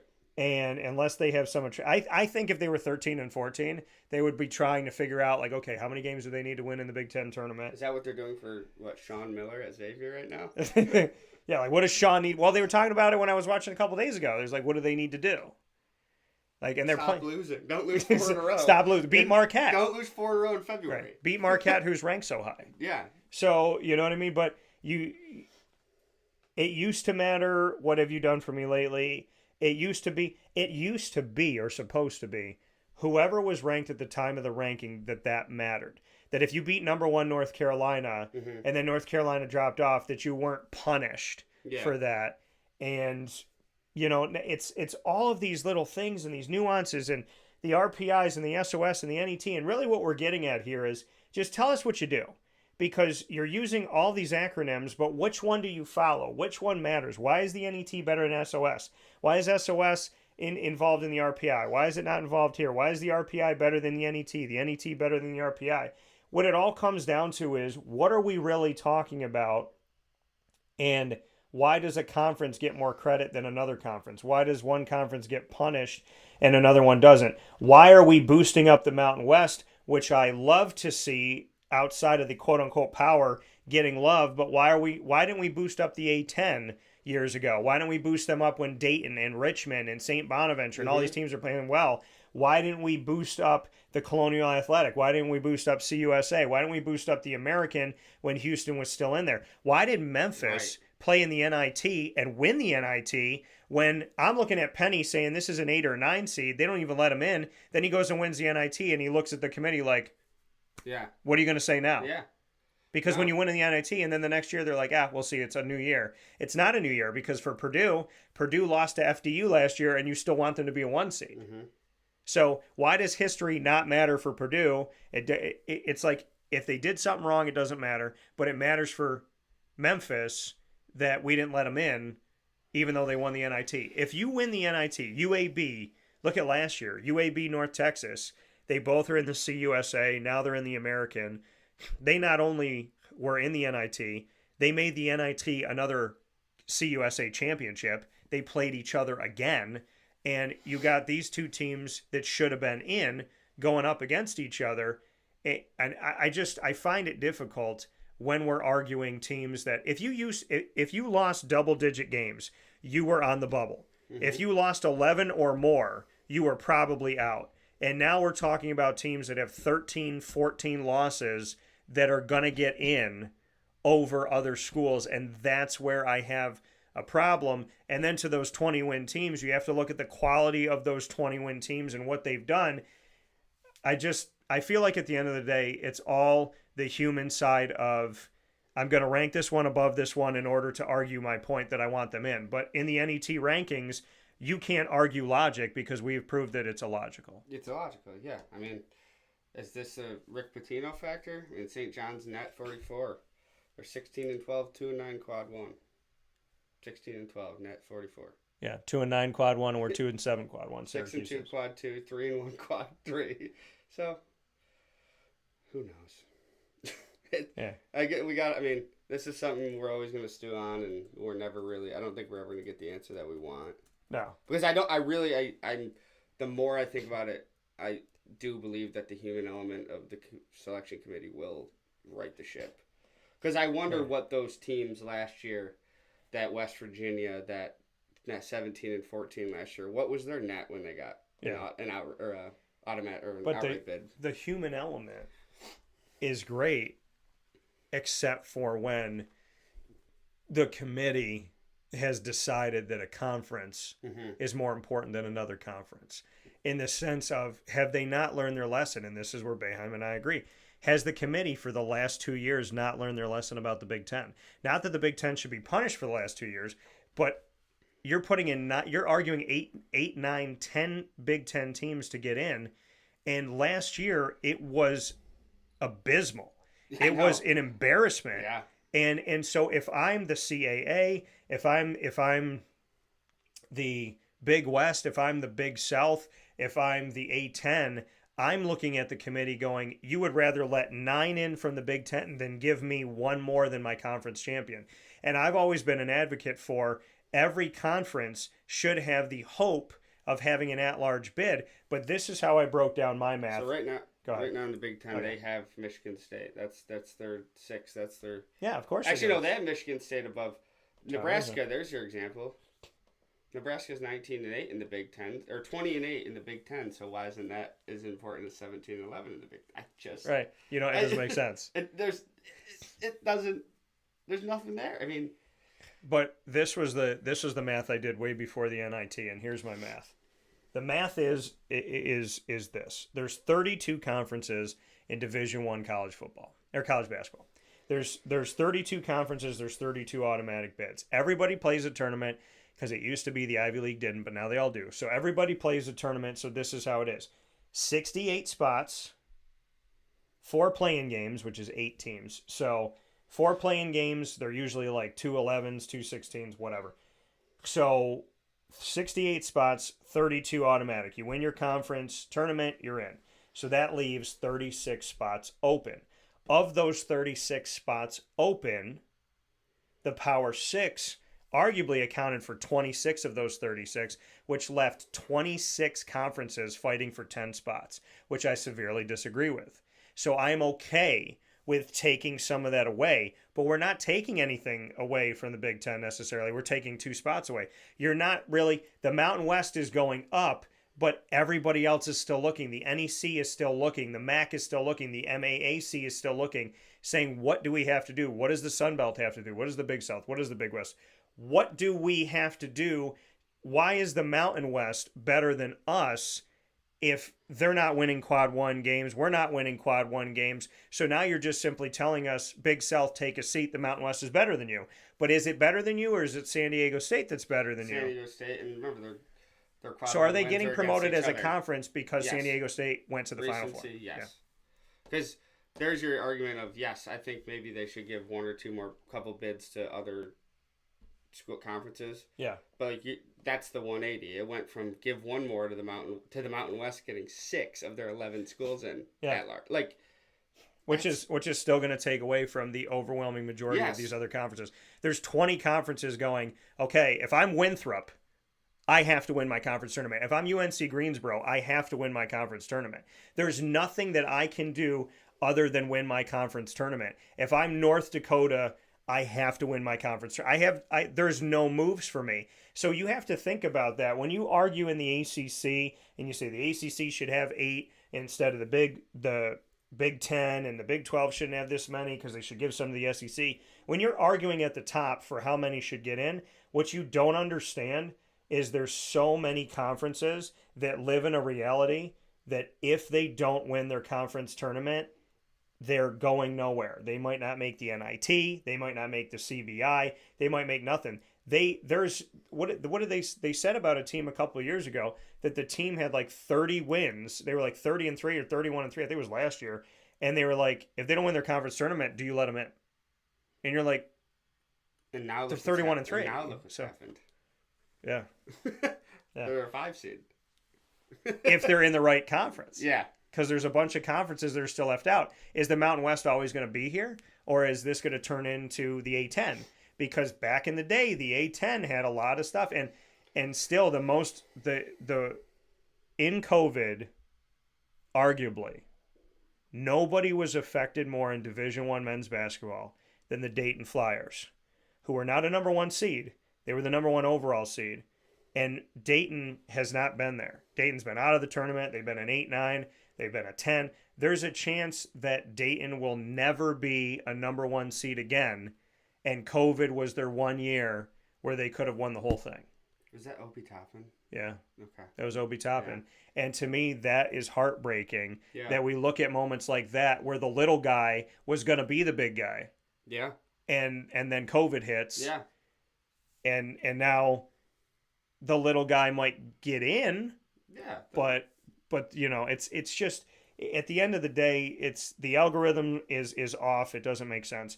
And then at the same time, the human element of it, you want to take the NET rankings and you want human beings to settle the score and you want them to even it out and take away the nonsense. But there's a lot of nonsensical people that have been proven to be on the committee. Yeah. Yeah. Yeah. I mean, I think we'll see it play out. I think you'll get more schools. I think you're going to see the 21 win schools get the at-larges that you didn't think. Yeah. But you want to hope so. But, I mean, 20 used to be the magic number. 20 was the magic win number. 11 losses was the nail in the coffin. Yeah. That's how it used to be. Yep. So here's the question. 32 conference tournaments. How important should these be? How important should let's throw the record out. Let's not look at anything. How important should conference tournaments be? Outside of the automatic bid, like if a team's 19-12 going into their conference tournament and they win 3 games in a row. Right. And they win 3 games in a row. And now they're at 22 and a what have you done for me lately? And they beat a 15 seed, a 7 seed, and a 2 seed. Should this team be in the conversation? Yeah, I'm huge on the what have you done for me lately? How are you playing right? I mean, I think that's just how it should go. I mean, basketball. There's so many games. You can't look at November as much as they do, because now it used to be that was like the Izzo and Calipari thing. Let's schedule just a gauntlet in November because they're not going to affect us. Right. A win will help us, and we're going to be a better basketball team. Now it's okay. We're gonna make those hurt a little bit. So Yeah. now it's going back to the should you just play 12 quad 4, quad 3 games before you enter your conference? And I mean, I just think go at it. Syracuse used to get laughed at Yeah. and critiqued for not leaving home for the first 2 months, month and a half of the season, playing Canisius and playing St. Bonnie's and Buffalo and so on and so forth. But now maybe Syracuse should just schedule Mountain West teams. Yeah. Because if they Love beat that. the Mountain West, if they go 5-1 against the Mountain West, and there's 6 getting in, then Syracuse could turn around and say, And if- we're 19-12, we're 5-1 If against they the Mountain don't, West. so be it. This is I mean, I just think I guess you just have to pay attention to what conferences the committee likes. Mountain West was out because of San Diego State was from the gate. It was Right. But, and you know what? And I applaud the Mountain West because they used to have 2 in. yeah, So I applaud it. I love it. I enjoy it. But I want it to be fair. right. Like, I'm excited to see, wow, they have as many as these other power conferences. That's great. But again, who are we leaving out? And I know people will say this, Dan, there's 68 spots. 69 is always going to be argued. 70, Yeah. 71. That's fine. But we're talking about if these rankings have anything to do with logic and rationale, then how come you and I can refute the moving of spots in how many teams we named today that we could move all 12 of them? All 15 of them. Everywhere, yeah. Right. And This team can be argued 60, they can be argued 40, they can be argued 85. Like, how can you argue Syracuse 30 spots below this? How can San Francisco be better than Texas? I mean, it just comes down to we're not talking 2, 3, 4. We're talking we're talking like 30 spots higher. We're like talking Michigan in the State, tournament. 61 spots higher. Yeah. And they're in. 17-11, they're in the tournament right now. So if they win a couple games here and then they go and win the conference and they win a game or 2 in the conference in the Big Ten, then, I mean, you're in good shape. I mean, I think in the Big Ten of the last 3 years, you could lose in the first round and just sit and watch the rest of the tournament knowing you're going to be in the NCAA tournament. Mm-hmm. So it's not, I mean, this is something that, again, which conference is the one? And I still think the underlying thing is that the SEC and the Big Ten, the SEC, and I said this 2-3 years ago, I think the SEC is going to leave because I was talking about them leaving for college football. I think the Big Ten added the West Coast so that they could try and go with the SEC. I think right now the NCAA tournament and the college football playoff are playing nice with the SEC and the Big Ten before the SEC and the Big Ten end up forming their own thing. And if they do, then maybe some of these other schools will get in. And if the SEC and the Big Ten leave, then the entire Mountain West is going to the NCAA tournament. Yeah, I think before the season starts. So, but again, all jokes aside, this is not a conference or a single school attack. It is talking about it. If Syracuse was ranked 40 and San Diego State was ranked 85, I would be having the same conversation with you saying, why is Syracuse 45 spots above San Diego State, who has a better record against everything? So, again, what's good for the goose is good for the gander, and I'm all about fairness in the world of sports and beyond. So, expansion's not the answer in my opinion. Dilutes the tournament. The 80th ranked team is not winning a national championship. Yeah, we're not talking about expansion. I don't think I want any more. They've talked about. I had a commissioner, or not a commissioner, an AD tell me he wanted 120 out of 353. Yeah. And I was just like, I mean, the tournament would be going on for 2 months. Yeah. yeah. I don't think I don't think expansion's the answer. I do like the playing game. I like the play-ins. Listen, I love Dayton. I went to Dayton for the first 4. Yeah. And that was honestly, I've been to Final Fours and national championships. In my top 5 NCAA tournament moments, the first 4 when Syracuse and St. Bonnie's was there and Radford and all them, that was one of my favorite experiences of the tournament was the first 4 in Dayton. It was electrifying. It was insane. The St. Bonnie's fans were incredible. There was more St. Bonnie's fans there than Syracuse, than any other fan base. It was like a St. Bonnie's home game. And granted, they both play in the A-10, but like Dayton people were probably twitching because St. Bonnie's was in their arena, loud as all get out. It's like 17, just like packed just at you. And I mean, the whole experience, if you've never been to the first 4 in Dayton, I would suggest that you go. Yeah, that'd be fun. Anything like It's like in the middle of Big nothing. East Though. in Madison Square Garden. I know, yeah. But no, the Big East. And by the way, I've been to the Big East tournament a couple times in these last few years.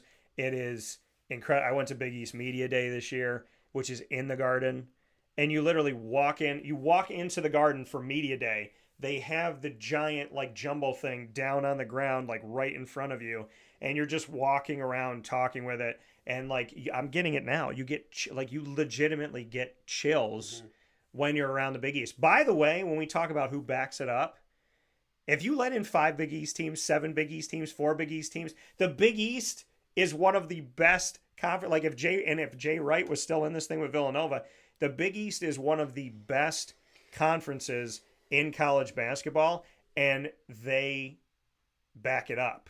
The ACC, when they've been punished, they've backed it up. The ACC used to get more than, and again, to prove the point of what I'm saying is there's no favoritism. When they had 8 or 9, I was going, why? Yeah. I was arguing that, going 9. That's ridiculous. Should anybody have 9? And then now they have 4, 5. At one point this season, they're like, let's give them 3. And I'm like, who are you going to give them? You're going to give them Duke and North Carolina no matter what, God forbid. And then Virginia? What if Florida State makes a run in the ACC tournament? What if Syracuse makes a run? Why is Wake Forest being punished right now? Oh, and Wake Forest just beat Duke. That one.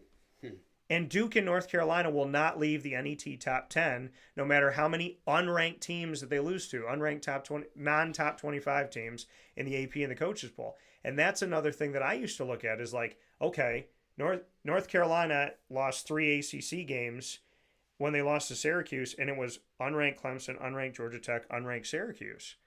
And in the normal world of top 25 history, that would have dropped North Carolina to the bottom of the top 25. If it was Syracuse, they'd be 61. Yeah.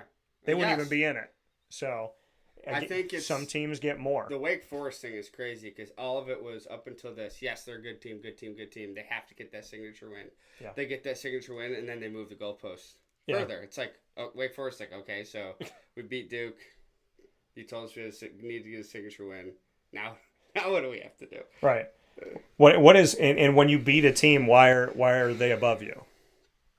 When you beat a team, why does that team you beat move up a spot and you don't move at all? Right. And they've done that forever. They've done it in the AP, they've done it in the coaches poll. It's insane. We're going to take a step aside for a fast break. When we come back, Cookie and I are going to share some cards, and Cookie brought over some gifts for me, totally unexpected, and I'm going to share those with you right after this.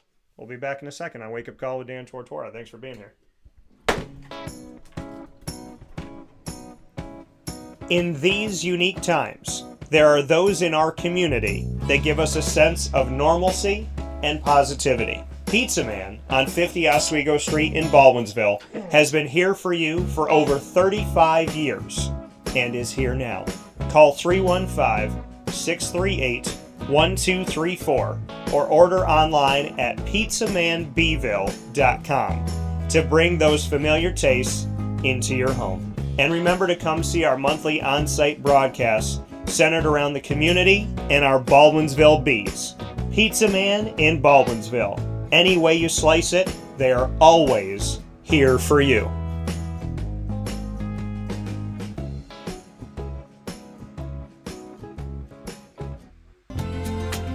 Looking for your next ride? Look no further than Great Lakes Honda City, located on 7140 Henry Clay Boulevard in Liverpool, New York. Serving our community for decades, their new and pre-owned vast array of vehicles are available to you Monday through Saturday on site. To search from home, shop at GreatLakesHondaCity.com. Call 315-365-5576 to set up an appointment. That's 315-365-5576 for Great Lakes Honda City, 7140 Henry Clay Boulevard in Liverpool, New York. Great cars, great people, Great Lakes.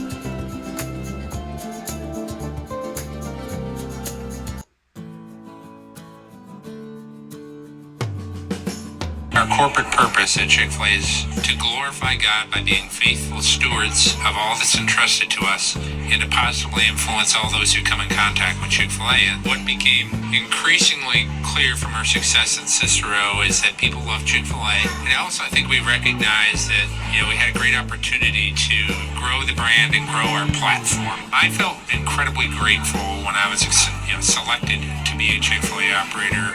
I think what it's meant for me, what I've come to realize on a very deep level is that this is a calling for me. It's not a career, it's not a job. The Lord called me to be a Chick-fil-A operator and to use these restaurants to glorify Him and to positively influence other people. I'm blessed. I'm very blessed. Head to Chick-fil-A Clay on 3974 State Route 31 in Liverpool, New York.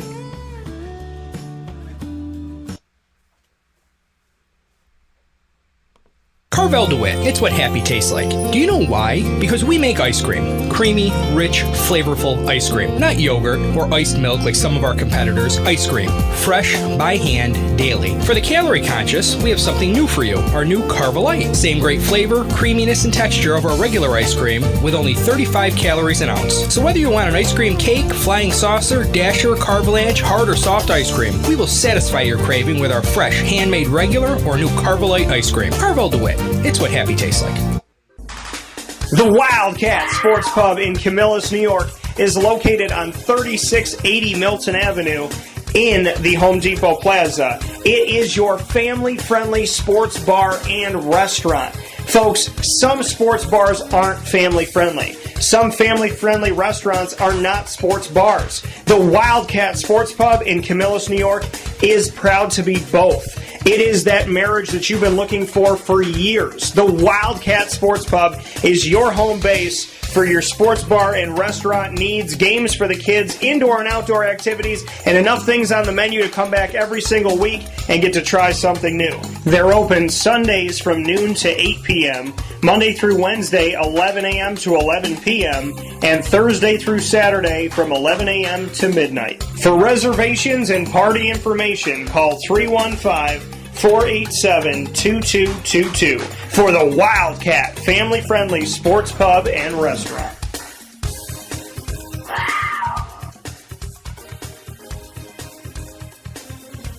GG Cards and Breaks. Like, comment, subscribe. Welcome back here to Wake Up Call with Dan Tortora, letting you know that GG Cards and Breaks is our sports card shop of choice. Head to GG Cards and Breaks on 639 Delmar Place in Syracuse, New York. Open 7 days a week, Monday through Saturday from 10 a.m. to 6 p.m. and on Sundays from 10 a.m. to 5 p.m. We'd love to see you out there at GG Cards and Breaks for packs as well as boxes, singles, and graded cards. They're constantly getting a new product, including an entire plethora, a cornucopia, if you will, of Shohei Ohtani rookie cards just came in. You definitely want to get out there for that. 2024 Topps Baseball came out. I bought a box. I think there was like 12, 14 boxes there. The next day, gone. So get into GG Cards and Breaks today and then go in there tomorrow because you never know what you're going to find. You never know who's traded something in, brought something in. You don't know what product's going to be in there unopened. Disney Lorcana just came out with the Into the Inklands, which is the third series in this Disney Lorcana trading card game. So definitely make sure you get out there because that product came out on Friday. And by Saturday, there was a bunch of stuff gone. The playing mats were gone. There were some booster boxes gone. You don't want to miss out on Disney Lorcana, Pokemon, hockey, baseball, basketball, football, soccer, all sport, AEW. It's all at GG Cards and Breaks. While supplies last, you never know what you're going to find on 639 Delmar Place in Syracuse, New York. The service is awesome. The people are great. Thank you, Josh. Thank you, Anthony, Alex, Joel, and the entire team at GG Cards and Breaks. Open Monday through Saturday from 10 a.m. to 6 p.m. and on Sundays from 10 to 5. With that being said, here on Wake Up Call with Dan Tortora, I am excited to talk about some cards. So you got some stuff. I want you to grab a couple of your Josh's to show on screen. Okay. So go pick the ones that you want to show. He's got like 80 of them. But we're going to show some Josh's here. And then I'm going to also grab some of the things that I got from this gentleman.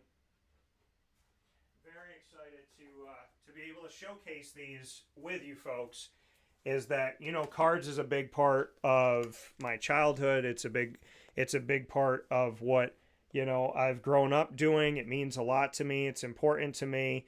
So I love the opportunity to find new cards, to go back and find old cards. For goodness sakes, I found a Steph Curry rookie card sitting in the pack that I opened it in, and it was in my office desk, right, connected here to the studio. Sitting in my office desk, I looked at it and I went, there's no way.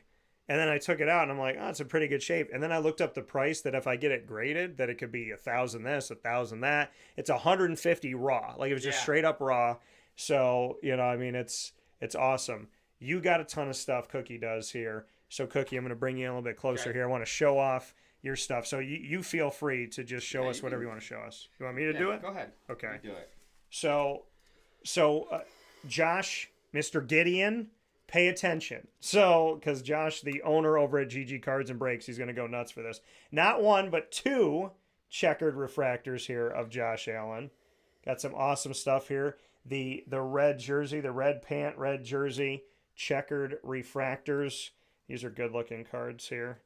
I love that it's like people will fight to get one. I've never gotten a checkered. I've gotten a zebra.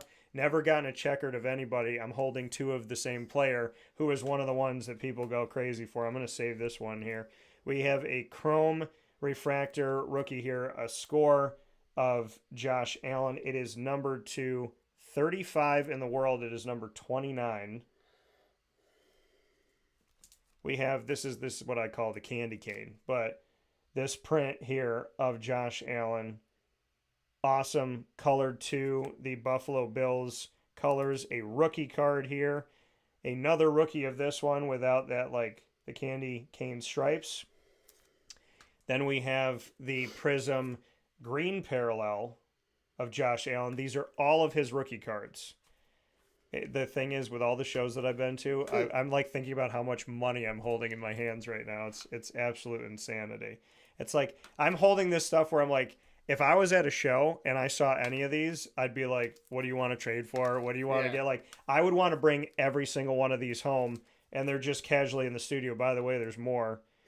Rookie Threads. This is another chrome refractor jersey patch of Mr. Allen from Optic, which I like Optic. Optic's a good one. It's a nice looking card. Yeah, then there's a bunch more rookies. I mean, a lot of Prism back there. So. And this is on card that I'm about to show you. This is an on card RPA of Josh Allen, not a sticker auto. This is an on card auto, 4-color patch, black, red, white, and blue. Rookie card of Mr. Allen, numbered to 199 in the world. I feel like I just want to be like, I want to do like a bidding thing. 20, I got 20. 30, I got 40. 40, I got 50. 100, 1,000. And so this card right here is, these are all great. But this, to me, you don't see 4-color patches that often. This is an RPA with an on-card auto from Josh Allen, that beautiful auto. He's got a nice autograph too, which I think is cool. And numbered to 199 in the world. Things like this are just absolutely awesome. You know, it's like if this is in somebody's collection, you go into somebody's house and you see a card like this, you're like, that should be in a case by itself. Mm-hmm. It's like my Trevor Lawrence. He's all by himself. Yeah. So do you have a story behind this? Because your brother's connected to something. So this right here, the card Dan was just talking about, as he mentioned a couple weeks ago on his show, my brother passed away tragically when he was 32. But I have 3 children now, and my first Father's Day and his only Father's Day here, he got me that card for Father's Day. So, and that was 2019, before Josh blew up, so he didn't have to pay what he would have had to pay for right now. So that card is that one's really special. They're all but that one's special. Yeah, I mean that, and like you say, having 3 kids and your brother being here for Father's Day. Yeah. And that coming from him. Yeah. I mean, he got to meet one of my 3, which is right there as a blessing, you know. So yeah, that card is always gonna be special. Favorite part of being a dad? Having your wallet hidden. Oh my gosh, that was something. Favorite part about being a dad is honestly, it sounds like watching them grow up is crazy. Like I see my 5-year-old now, and I'm just like, man, like I'm like having a conversation with you like you're an adult, and then you have to tell yourself again, okay, she's 5. Yeah, Like yeah. she's talking to you normally, and okay, Yeah. wait, never mind, she's 5, and it's watching them grow up, and you're getting excited like she's huge into soccer now, and that's the type of stuff that's like, all right, this is awesome. Yeah. I mean, it is kind of like you watch them grow up. Yes, there's frustration. I have 3 children under 5. That's obviously there's frustrating times, but you also have to just think about, yeah, it's a blessing, man. It's a fun stress. You know what I mean? It's not a work related thing. It's you're dealing with day-to-day life with fun, active toddlers, and watching them grow is cool. It's really cool. Yeah. I mean, just registered my daughter for kindergarten, and you're like, holy cow, what the heck? Yeah. Yeah. Yeah, so it'll be fun when they're all in school at the same time, and so it'll be fun. Are they all Bills fans? Oh yeah, Josh Allen Nice. and the Buffalo Bills. I love that. Yeah. That's awesome. Yep, they have their Josh checks. So these were given to me by this very nice gentleman that's sitting next to me during the show here when we were on one of the breaks. An up-tempo Vince Carter refractor, which we're okay with Vince now because he's made peace with Toronto, I guess, in his own way, which I'm happy about. It's just the way he left. He was like, 70% of the time I wasn't injured, I just didn't want to play. And I'm like, why would you say that? Like, we're all crying that you're leaving. Like, why would you leave us? And It'd be like, ended up playing for 100 teams. yeah, it's kind of like, you're like sitting there going like, but why are we breaking up? What could I do? I can change. And then they're like, I've cheated on you for 5 years. Like, that's what it felt like. Josiah Gray, another JoJo from Lemoyne, rookie card. These are really cool too. These are some threads from a guy that I got to meet, Jalen Rose, who played for the Raptors, now a broadcaster. Some threads from Kyle Lowry. Some people say he is the best point guard to ever be in Toronto. I would say it's my guy Damon Stoudemire. Stoudemire fan forever. You won't get an argument out of me. So this is a piece of the bat of Luis Gonzalez of my Diamondbacks, who had the final hit to win their World Series in 2001.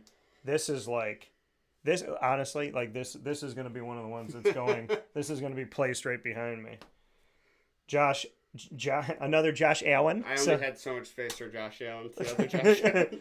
So he decided to keep the checker Josh Allen's to give me the base rookie of my Jaguar. No, I love Josh Allen. He's a nice guy. Kurt Schilling. The always controversial. Yeah, I'll leave my thoughts about Kurt Schilling. We all will. For another day. I'm happy he won with us. Seemingly could not get out of Arizona quick enough after. I wanted a Randy Johnson piece of his jersey, but I'm a Diamondback fan, and I got 2 in a trade. I got 2 on the cheap for just like really, I think they were a couple bucks when he threw them into the trade, but they were 2 jersey patches, but they were both with the Yankees, which is all well and good, but this gentleman, Cookie, just gave me a Diamondback patch of Randy Johnson, which means even more. MVP, this one's numbered to 250 of Byron Leftwich. A Dungy rookie card, which I don't even think I have one. A Kelvin Ridley. That's numbered to 50. Which one is? The Ridley. Oh, the Ridley's numbered to 50. Yeah. It's numbered to 50 from Prestige. So, numbered to 50 here. There was only 50 prints before he was taken out for the whole season. And then the big one. And then this is the big one because I have but this is big. I know. I have 3 Tim Tebows. They're all rookie cards. They're all in Gator uniforms. This is not only a non-quarterback Tebow card. This is a Jaguar. So I have my first ever Jacksonville Jaguar tight end Tim Tebow card, which you might laugh, but that's going in the studio as well. Yeah. So I got to look through my stuff because we were doing this quick during the break for me, and so I should have been more prepared. But I want you to have one. A DeMar Hamlin. Thank you. And this is one of my favorite pulls that I ever got. I don't care how much it's worth. I like this player and I love this pull, and I call it the Electrified, but a Dalton Kincaid. Electrified. Wow. Thank you. That's an awesome card. I know there's people that have been asking me for Dalton Kincaids, and I'm like, no, you're gonna get that one. So. thank you. You're I welcome. appreciate that. Of course. So I got to look through the rest of mine. I know I got other I bills just in got there. a few Kincaids on eBay for pretty cheap, like Prism. Yeah, they're not bad. Yeah, like I think I paid for the silver. It was like $5, $4 for the silver rookie. And by the way, yesterday, if you didn't see my box break, pulling 2 autos, 1 in each box, and pulling a Gonzaga auto of literally anybody. And so if this was Mark Few, I would have lost my mind. So, but Dusty Stromer, I was super excited. You could go back and look at my reaction of how I responded to that. And then I've never gotten one of these, but I pulled this in a pack. It's a refractor that looks like an ace in a deck. Who has those? So I've seen some of these. I think this is football. Tops. They look like This is Tops, yeah. football. It's not Tops. What is it? And now I have Ross, maybe. 3 Miss Caitlin Clark. Oh boy. 3 of hers. That's awesome. I have 2 of her Bowman, not her first Bowman, but still before she is a pro, and then a refractor that I showed y'all yesterday of Caitlin Clark. I'm still looking for my Caitlin Clark auto, which is the only reason why I buy the college basketball boxes, is to look for Caitlin Clark. I got 2 autos, and I'm happy with those, happy with whatever I get, but would love to have a Caitlin Clark. We have one final piece that we have to do on today's broadcast. It's called the Ingredients to Success. I know, Cookie, that you and I find ourselves meeting a lot at Pizza Man. Yep. We also work with Avicolli's, and Avicolli's brings you the ingredients to success. We have some awesome partners in the community, and the good thing about it is people say, where do you get your pizza? I get different pizza in different places because Avicolli's margarita pizza, their barbecue chicken pizza, and their grandma's pie, fantastic. Unique to them.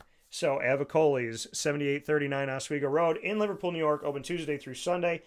Lunch, dinner, and drinks. Of course, drink responsibly if you are of age. And our ingredients to success, maybe we get a little emotional with this one, but my topic for the ingredients to success is time, because I feel like I am trying to be better with time. I know that how important time is to you. I just had a great aunt pass away. So if the ingredient topic today is time, what would you say is a piece of advice to people out there and how we should spend our time? Just slow down. Don't, especially this is to new parents, you know. Embrace it all. You know, don't get upset about it because there's a country song, Don't Blink. Yeah. My daughter's only 5. I have a 5-year-old, a 3-year-old, and a 2-year-old. But my 5-year-old, it feels like it was just yesterday. So it's like now she's going to kindergarten, and then before you know it, she's going to be in middle school. And so it's quite literally like embrace it all, the good and the bad, because it's all going to happen whether you want it or not. So slow down, just let things happen. People are going to make mistakes, everything, but like just embrace everything and live in the moment, because that's just all you have. I mean, that's the only moment you have with your kids. Don't skip that. I don't want to read the book with them. Like, do it right there. That's the time to do it. So embrace the moment, live in the moment, especially when it goes out for everybody, but when it goes out to young parents, just try not to get stressed, embrace it all. Well, yeah, and I think, you know, not having I have Lily, not having a human child, taking care of my grandmother, G-Mama, my mom's mom, it felt like at times I had 3 kids. Yeah. And I would say, to your point, play the card game, have the conversation, sit and watch her favorite show, ask her about your grandfather. You know, it doesn't matter if it's someone who's older, if it's a child, if you're looking to date, if you're trying to find your job, breathe. You have to breathe. Mm-hmm. And, you know, I think we focus so much of our lives on what we don't have. Yeah. And I've said this on the show openly. I mean, I am the same off the air and on the air. I said the one thing I don't have is that wife and kids. But does that take away from the friendships, the friends that have become brothers where I don't feel like an only child? Does it come to the fact that now I'm an uncle to all these kids? I'm a godfather, which I always wanted to be. Shout out to Noah. I love you, buddy. And thank you for being as strong and as amazing as you are. You inspire me every single day. Truly love you all. Ari, all of you. You know, LJ, Lorelai, Emily, Carter. I mean, I'm spoiled. Carter up in heaven with a K, and as well as Carly and Gracie. It's it's a it's a beautiful thing. Like when you look at it and you say, I don't have this. It's like I'm a grown man. I collected cards my whole life. Now it's part of my job. I get to go to restaurants and meet people, meet you, by simply just going out and doing what I love. I work with fantastic people with big hearts and kindness. I love the church I go to. I love the priest that's there. I love taking walks with Lily. I love that the sun's been shining for 3 days straight with like no clouds, 3 or 4 days now. I love that my great aunt Sue brought us all together even in her passing. I love the song The Prayer that always gets to me with Celine Dion and Andrea Bocelli. I love waking up in the morning. Like Sunday was thinking about Monday's show, and I was excited like a little kid. I could not wait to go on the air. And this is 20 plus years I've been doing this, and I could not wait to wake up in the morning. We may not have one thing, two things, three things. We may not have the something. We may be trying to get that job, trying to get that script written, trying to get it looked at. We might be acting towards something, singing towards something, working towards something. We may be trying to build a house. We may be trying to move. We may be trying to have kids and having trouble. All I can tell you is stop and look at everything you have. Not the things you don't. But look at everything you have, because the reality of it all is one day you're going to have those things. God is going to bless you. Things that you're supposed to have are going to come to you. And then you're going to be looking for the next thing. Mm-hmm. So appreciate what you got. I mean, and Cookie laughed when he handed these to me, saying, do what you want with them, essentially. But, and I mean this from the heart, because I consider you becoming more and more of a good friend. Yeah. Like, because these came from you, they will never leave my possession. Yeah. Because these came from you, they're going to go in the studio, and there's a few of these that are going to be, prominently placed because of just the deeper meaning of like Tim Tebow and all that stuff. So I'm thankful for this. I am too. I appreciate it. Very thankful. You've given me more opportunities to come on and talk to you about things that I'm passionate about that, my wife and 3 toddlers don't necessarily want to listen. So we're happy that we gave. There might be toddlers listening right now. You never know. They always like to throw this on and say, "Daddy's on TV" when they put it on. So yeah. Well, but honestly, and we're gonna get to a couple questions here. I do want to thank you. I want to thank from the bottom of my heart that you have allowed me to really see more of the good in the world from just being who you are. I appreciate it. You as well. Yeah, even what you do is amazing. You're so passionate about it, and yeah, I admire you. I really do.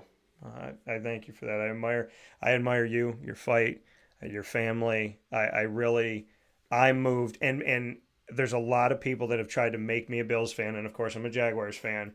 But Cookie looked at me with like puppy dog face and was like, "Hey man, when we don't play you like root for us, right?" And I was like, yeah, I mean, I guess more so.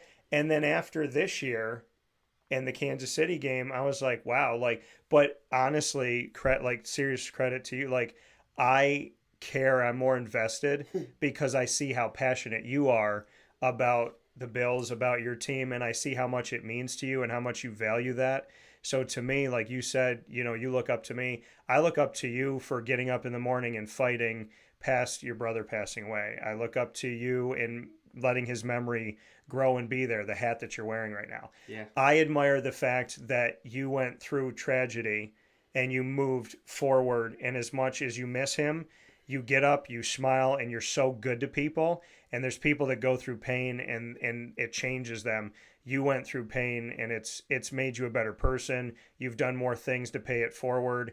And I honestly, and I tell you this, and I told your dad this, I think that Andy is constantly alive and his spirit is vibrant because I see in you what I imagine he would like. Yeah. I feel like he's through you. Oh yeah. And so to me, I admire you. I admire your fight. I admire your drive. And I admire the fact that you and your family have decided through everything you've gone through to love people and be good people. And you could have done something else, and I'm honored that you chose to be a good person, because you remind me all the time, like the things that you say to me that you think might be nothing, it makes me feel like something that I'm doing in my life is getting through. It just makes me it's nice to be appreciated by good people. Yeah. And I appreciate you back. The way I look at it is, you have such little control.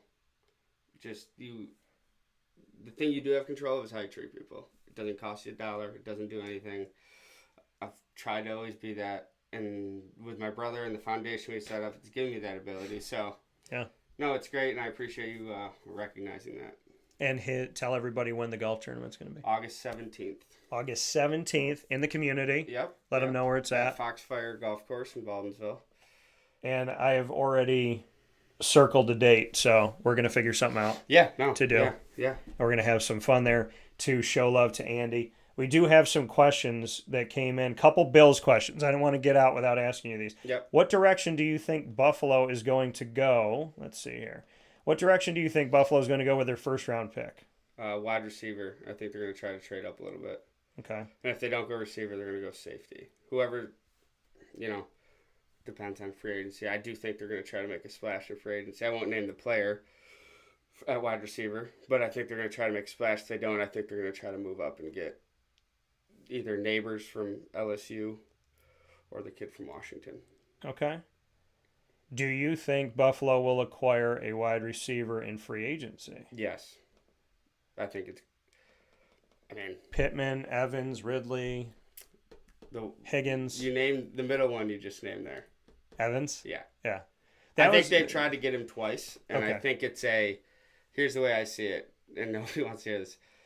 The cap's a fake number. Like, they just figure it out. Like, every year, the Saints are $80 million in the cap. Yeah. In the hole, and then the season starts, they sign 2 free agents, and they're $4 million under the cap. I think if you can figure out a way to give 5 or 6 years, $100 million to a 32-year-old pass rusher, I think you can figure out a way to give Mike Evans what he needs. Yeah.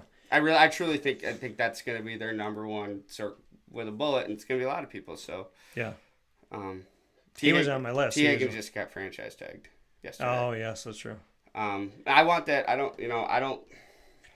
want them to be so reliant on a number 2 rookie receiver. The time is now. It's not. We don't have time to develop a guy. Yeah. People can say what they want about Diggs. He was, one thing you can say last year at the end of the year, he was a great teammate. He didn't say a word when he wasn't getting all the targets. Yeah. I want Diggs back.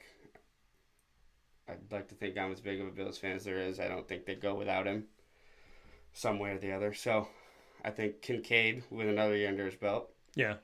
But I think they're going to go hard after Mike Evans. That's what I believe. But yeah, Mike Evans is the guy that was at the top of my list as far as a veteran guy who's proven himself. Yeah. He's perfect for him. And I feel like, I was okay saying if they got rid of Diggs and brought in Evans and then brought in somebody else, but if you have Diggs and Evans, you would like to imagine that's going to be a nightmare for people. Yeah, Diggs, if they got rid of him, would cost more to get rid of him than to keep him. Yeah. He's done too much. He's helped. The slander is crazy. Yes, he should have caught the ball, but there's a lot of plays. Yeah, there's a lot of plays. He's fourth out, or he's fourth. He should have caught the ball. Bass should have, Bass should have made the field goal. In every category for Buffalo in receiving. He's been there for 4 years. He might be second. Shoulda, woulda, coulda. Well, and also, Buffalo should have ran the ball more. Yeah. Buffalo in the second half stopped running against Kansas City. Baltimore stopped running against Kansas City. For a time, the Niners stopped running against Kansas City. It made me feel like, is there some conspiracy here? Because Kansas City's like, hey, stop running, because if you run, we're going to lose. Yeah.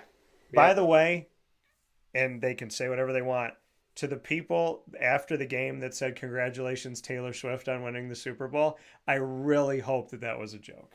So I really hope that was being facetious. That's kind of like saying congratulations to my ex-wife that I have the house. So, That was not nice. Funny though. Was funny. With that being said, Wake Up Call with Dan Tortora. Very happy. I can thank her mom for the washer and dryer. YouTube.com/Wake Up Call DT. Facebook.com/Wake Up Call DT. And on wakeupcalldt.podbean.com live Monday through Friday from 9 a.m. to 11 a.m. Eastern Time. Once we go live, we jump into the archives. Find us on Amazon Music, Audible, iHeartRadio, iTunes, and Apple Podcasts. Player FM, Podbean, Podchaser.com, Podvine, Spotify, TuneIn, YouTube. All you have to do is search Wake Up Call with Dan Tortora, or one word, Wake Up Call DT. Big time thanks to our incredible partners in Central and Upstate New York. And this list is going to get a little bit bigger. Some things are happening this Friday, March 1st at noon Eastern Time, right after the show. A massive announcement comes to you. And then in mid-March, another one will be coming your way. Carvel DeWitt, the Wildcat Sports Pub, Mon Pa's Kettle Corn and Popcorn Factory, GG Cards and Breaks, PB&J's Lunchbox, Avicolli's, Great Lakes Honda City, Pizza Man, Mother's Cupboard, Chick-fil-A Cicero and Chick-fil-A Clay, Canine Camp Dog Daycare, Canine Campground Dog Boarding, and we are proud to be the exclusive multimedia marketing partner of your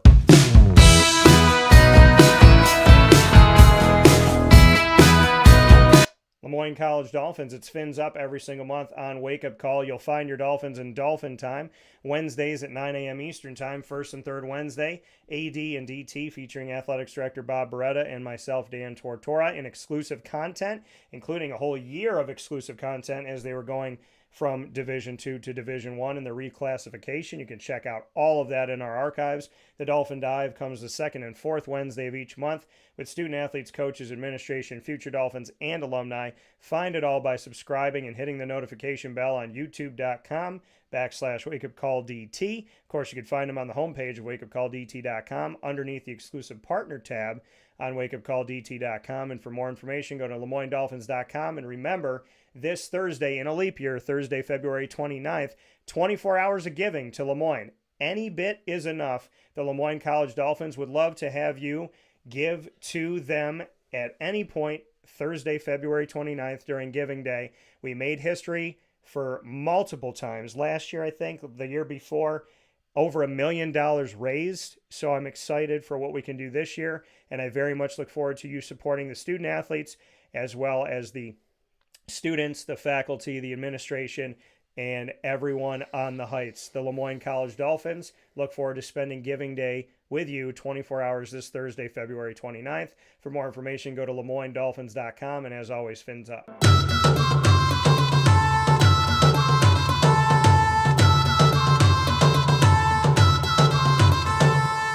The Bryan and Stratton College Bobcats of Syracuse are exclusive multimedia marketing partners with Wake Up Call with Dan Tortora and Dan Tortora Broadcast Media. You will find the Bobcat Buzz every single month on Wake Up Call, featuring men's and women's basketball that's still going on here, hopefully moving toward the national tournament, men's and women's soccer that are national champions, as well as having baseball, which is just starting up, and esports, which we got to celebrate with you.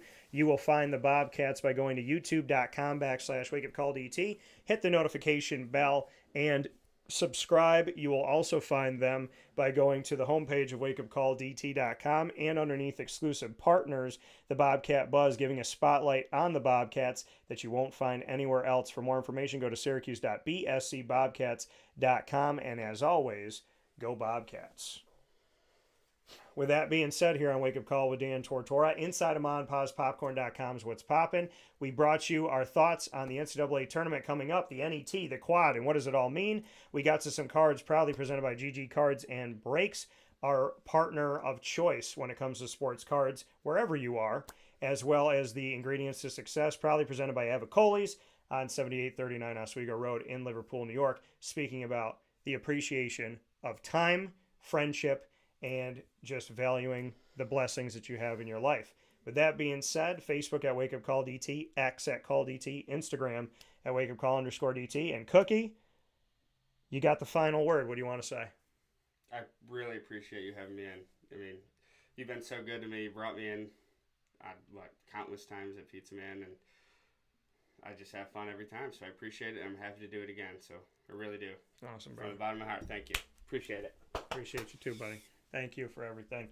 Jeff Cook, we know him as Cookie. We also know him as the president of the Beeville Bills backers. We look forward to seeing you all very soon. I look forward to hanging out with this guy again. Shout out to Bill, to the whole family, and God bless to Andy up in heaven, your kids, and everyone in the Cook family and the extended family. God bless you all. No stress. Do your best. We'll talk with you soon. This is